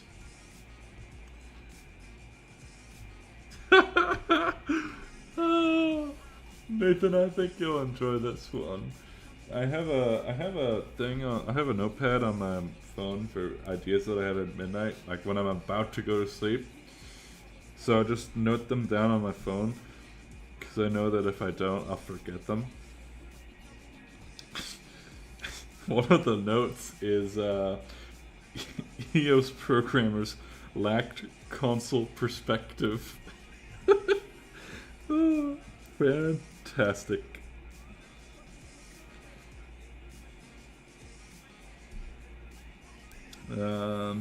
Delay timing on lamp off.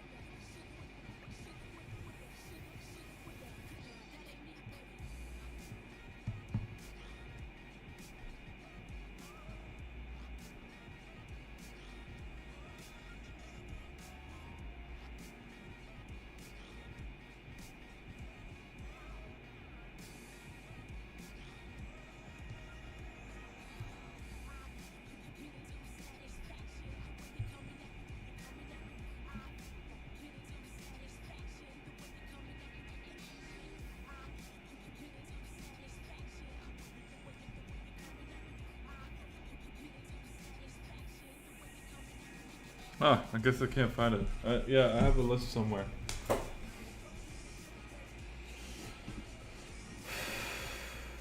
Oh, you know what? I think it might be somewhere else on another board here. Oh yeah, let me look around. Yeah, not to do streaming. No. Corktown. No. Well. If I can close this board. Nope. Busking. What's in busking? Wow, these are all fucking things from when I was just addicted to watching Humphreys McGee. Pretty color bumps, preset pretty cues, better movement selection, better position effect selection. 10 out of 10. Very constructive. Magic cue.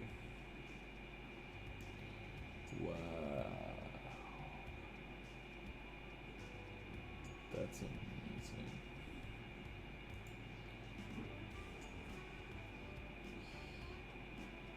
Crazy rig.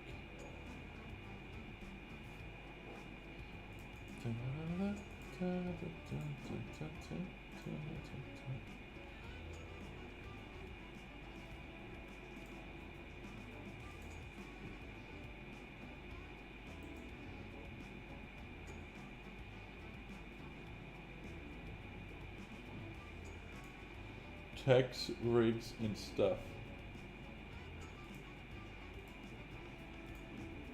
Close that.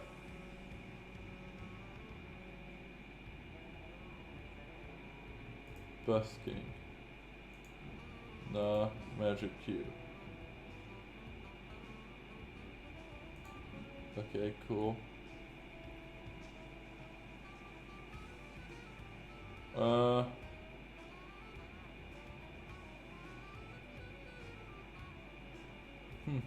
Well, that's a shame.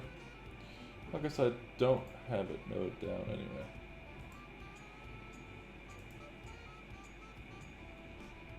But I will put almond butter in. That's a...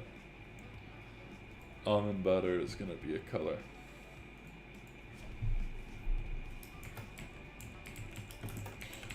If you guys have any other suggestions in chat, let me know.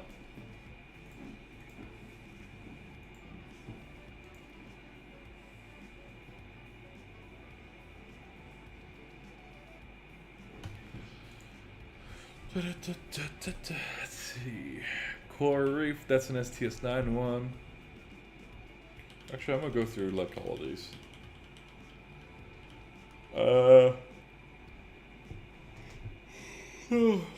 Okay, built 1 and 2. Those are custom, like, those are buildable looks.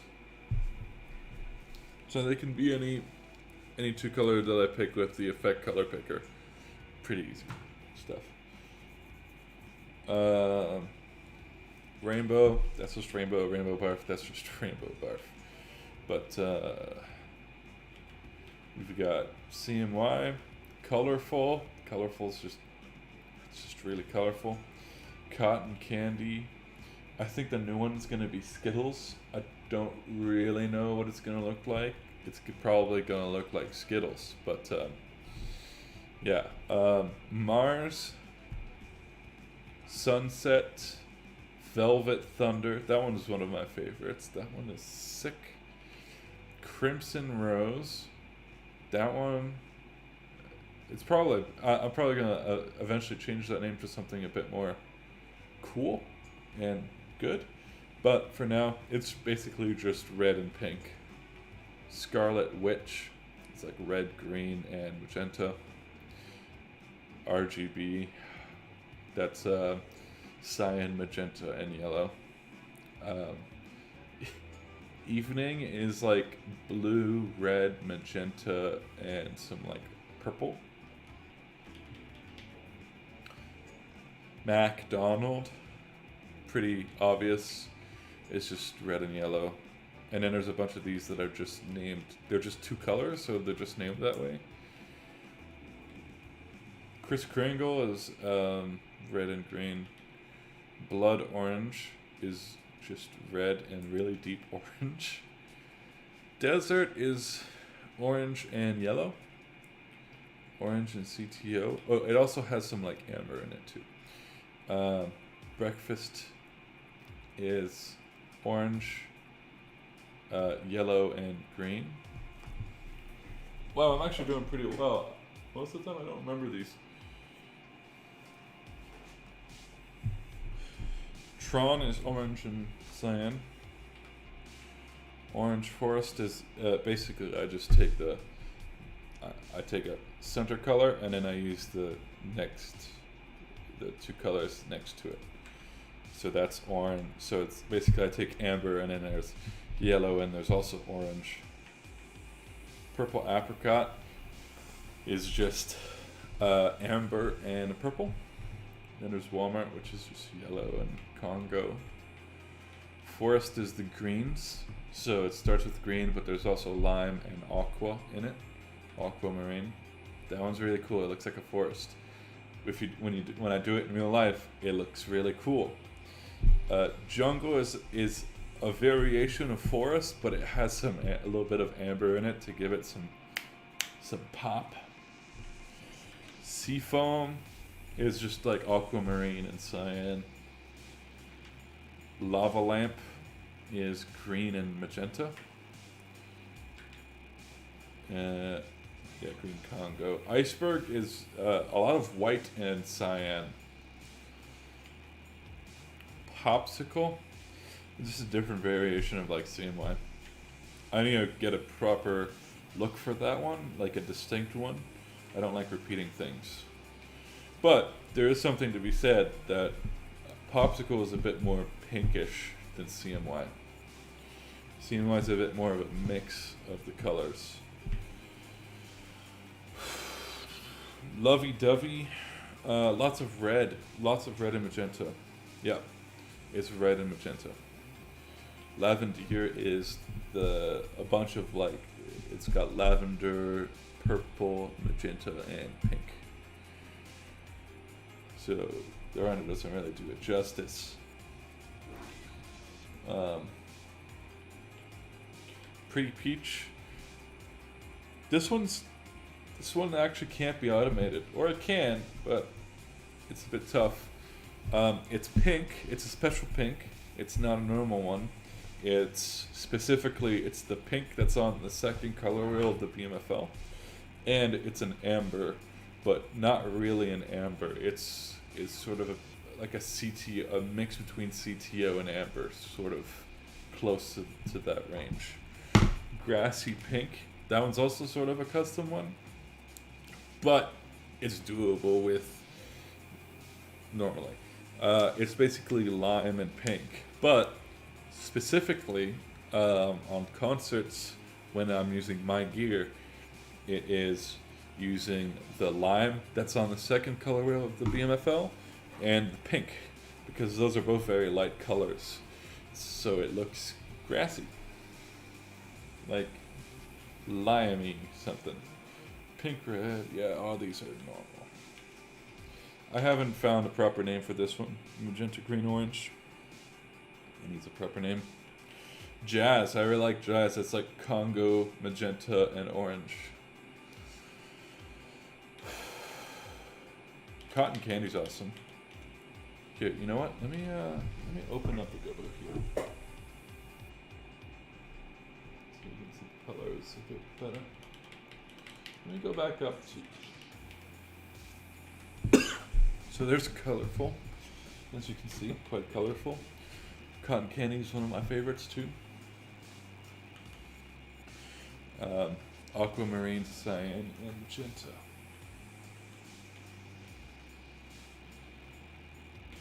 Nebula is really cool. Yeah, it's CTO. The mix changes from show to show depending on what the orientation of fixtures is, but like a CTO, or I call it dirty. It's sort of like a CTO in a yellow, like a, yeah. And then there's some cyan, but not really. It's like a deep cyan, and some purple in there too. Purple lime. Yeah, I haven't really used this one that much, but it's there. Night City is sort of a different variation of cotton candy. I really fucking like it. It's supposed to be a bit more cyberpunky. It's supposed to have a cyberpunky feel to it. So that one's probably going to change because it looks too much like cotton candy. I don't really know how I'm going to change it, but the problem is it's really just picking 3 colors, right? 3 to 4 colors. So getting a nice combo and a nice mix, and it's applying those 4 colors across just rows of fixtures, because that's how the programming is going to work anyways. That's how the show file's programmed, is in rows, because that's the easiest way to clone. So, getting certain feels, because Night City is supposed to have a feel to it. It's supposed to be sort of, it's supposed to give you the feeling of, like when you're listening to a really cool, vibey, like mysterious synthwave track, you know, sort of like that. Right now, it doesn't do that. It's a bit too bright. It's a bit, yeah. It's got some work. I've got some work to do on that one. The biggest problem is it changes from week to week. Sometimes I'll have JC behind the band, and super easy, you know, just put some fucking balloon magenta down back there, do some silhouette stuff, and it's pretty easy to do that feeling. But yeah. Bunch of congos. Rain is a really nice one for. It's just really nice. Usually it's a bit different. Usually I have some more different, I don't have as bright cyans. It's a mix of like Congo. I have one called C, which is essentially halfway between cyan and Congo. So I'll do that one with Congo and cyan. There'll be a lot more of that C color. The C color is very specific. It's like a blue. It's like a Congo that's a little. It's just like a brighter Congo. Spooky blue that has some orange, some red in it, and some. Yeah, that one's awesome. I like that one. That one's cool. Usually I program these sort of as a whole rig. So certain lights will have it's kind of tough because I would love to have different modes of operation for these color palettes, but it's not possible on Chamsys. So like I would like to be able to right now. The script that I have works on 4 groups. I gave the script 4 groups, and it will execute based on those 4 groups, and it will select all the colors and all that shit, right? Now, sometimes I would like to finesse these and have, you know, maybe the beams are going to be one color, like maybe all of the mega ponies are white. And, okay, for example, Iceberg, which is white and cyan, instead of having it 2 different colors across the same fixture type, it would be 2 different colors across 2 different fixture types. So I would have the mega ponies as a white, and then I would have the BMFLs as a cyan. But I would like to be able to switch between 2 modes, right? Sometimes I want the mega ponies to have to be a million different colors as well, right? Because what I've found is these colors are fantastic, and I always get props on them, but sometimes it's too much.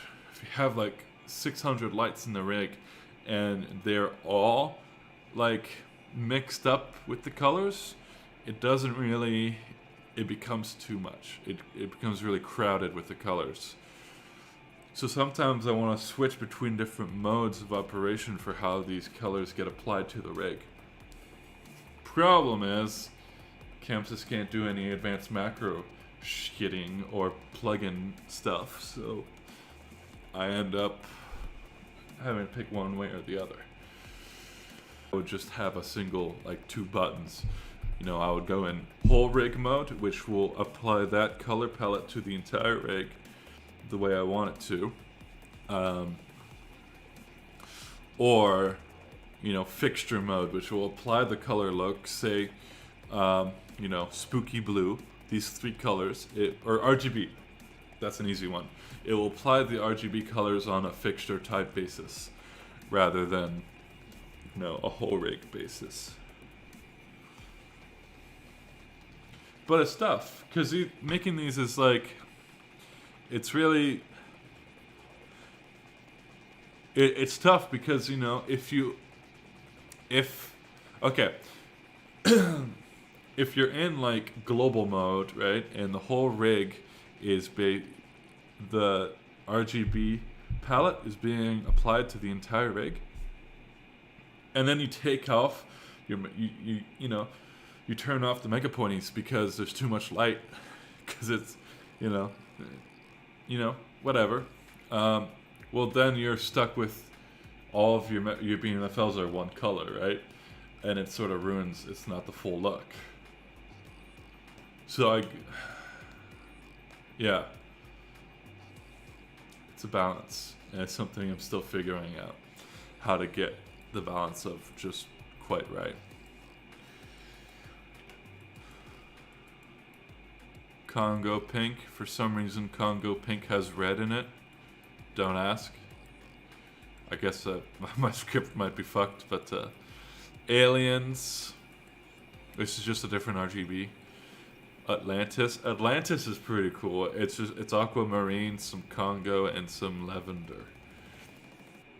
And then purple rain. Purple rain's awesome for those like,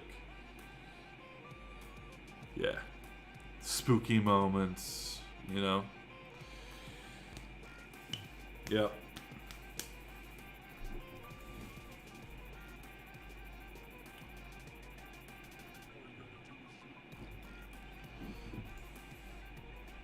I might name one of the colors Turbo Killer at some point.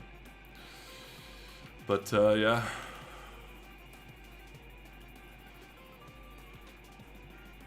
Oh, here's all the main colors. So there's aquamarine, sort of a greenish cyan. See, this one actually needs to be a bit deeper. Because right now it's just generic. There we go. Then there's dirty, which is sort of a CTO, but lighter, sort of. It's weird. Pink, magenta. I still... The problem is, I know lavender doesn't look like this, but it's somehow got into my mind that lavender is just a deeper purple, or a deeper magenta, but lighter than purple. So, now it looks like this.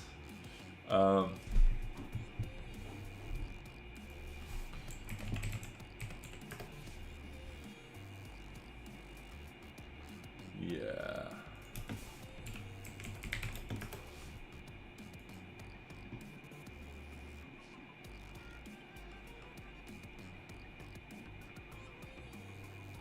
I'll eventually get a proper lavender in there.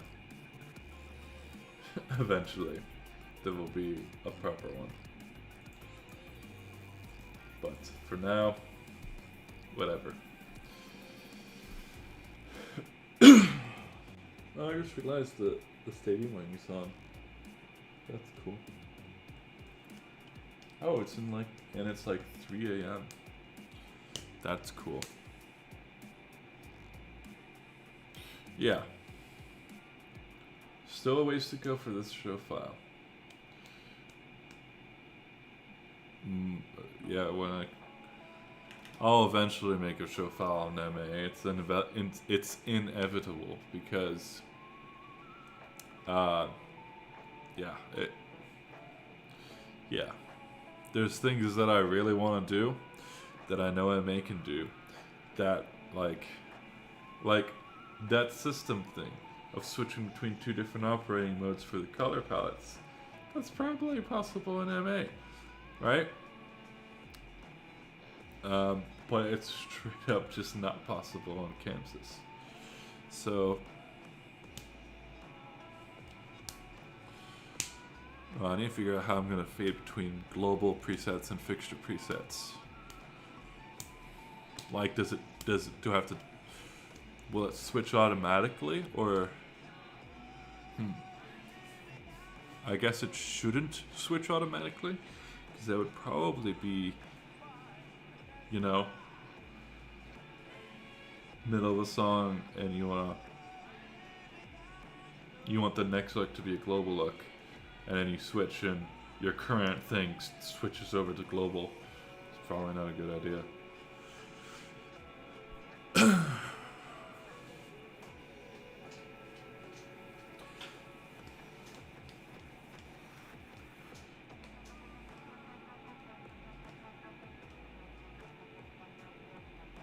Yeah, either way,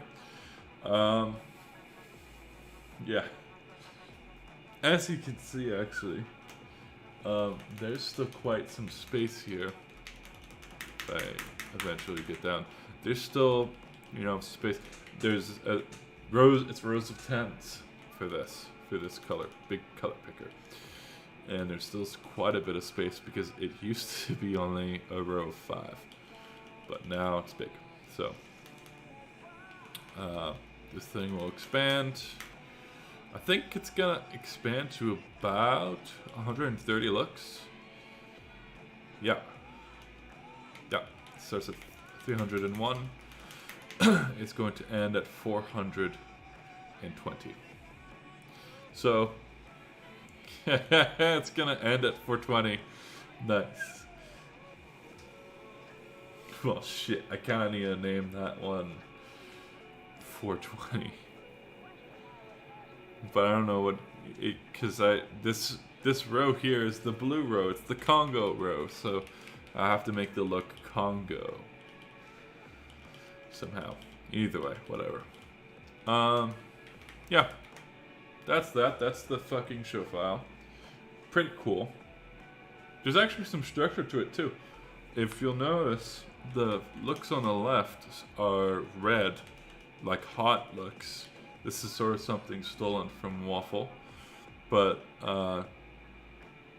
as you go more to the right, it gets colder, like bluer, you know. So you might start with amber, you know, bright looks, and then on the right you have the darker looks with that color. And if I go into this thing, master, you'll see they're actually, oh shit, half of them are off screen because Chamsys is great. Magic Q is great. Super. The remote app is great. I mean, that's the one. Yeah, they're all labeled, like, they're all color coded. The only problem with having it color coded is all of my color picker on the left is broken.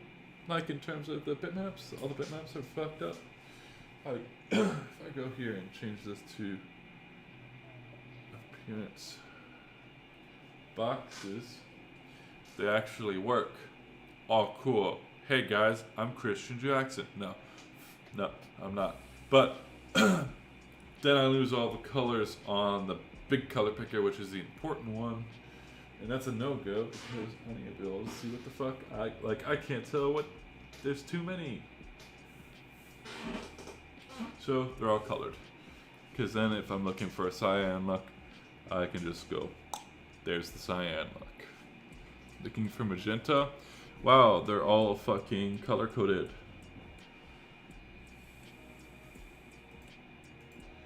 Yeah, there we go. Oh, looking for a red look, there's all your red looks. I wish there was a way of just doing black, because all of these are just miscellaneous looks. Like, these are all like rainbow and shit.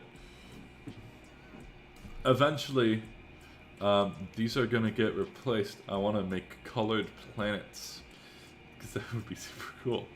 Like bitmaps of just colored planets. Although then I wouldn't have the names, and the names are kind of what matters. But whatever. Yeah.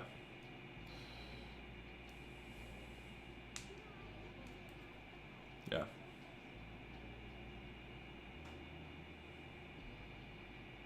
Anyways.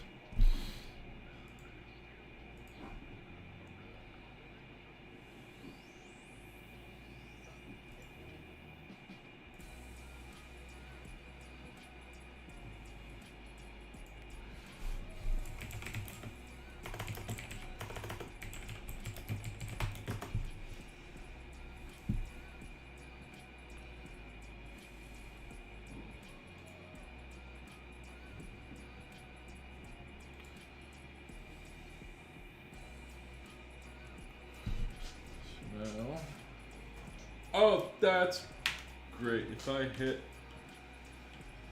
that's cool.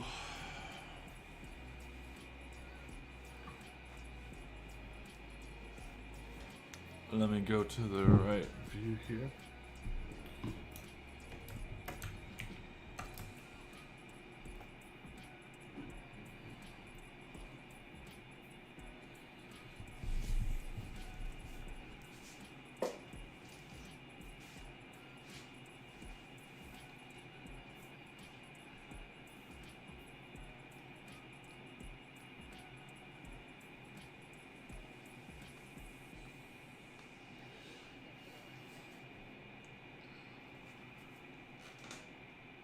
I think I'm going to end the stream here.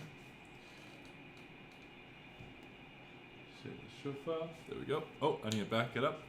Because you always back up your show file after you've made a change that you will forget if you lose the show file.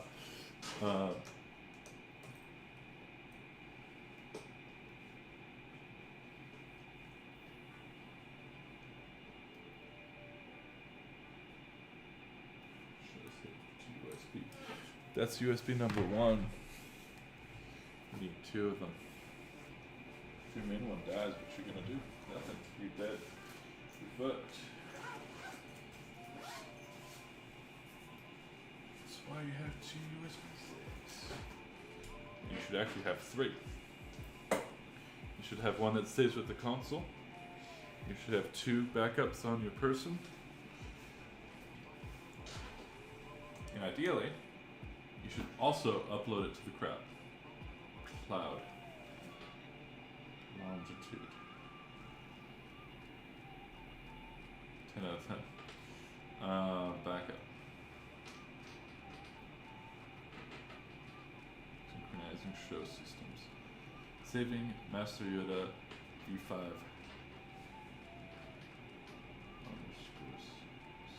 Show saved to USB. Alright. And now, to close the console.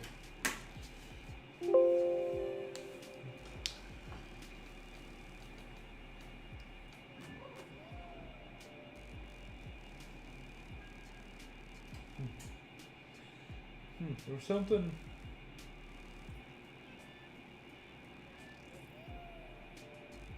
Oh yeah. I was just racking my brain there. I'm trying to remember what I was forgetting.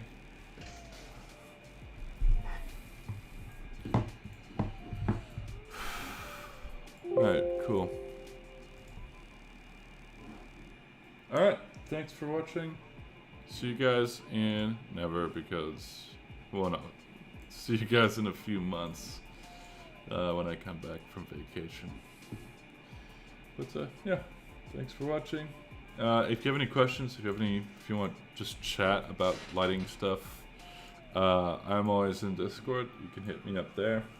There's the Chamsys World Discord channel. It's the Discord server, which I'm often on.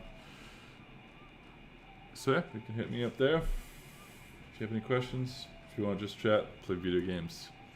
Yeah. Have a good one. Stay safe.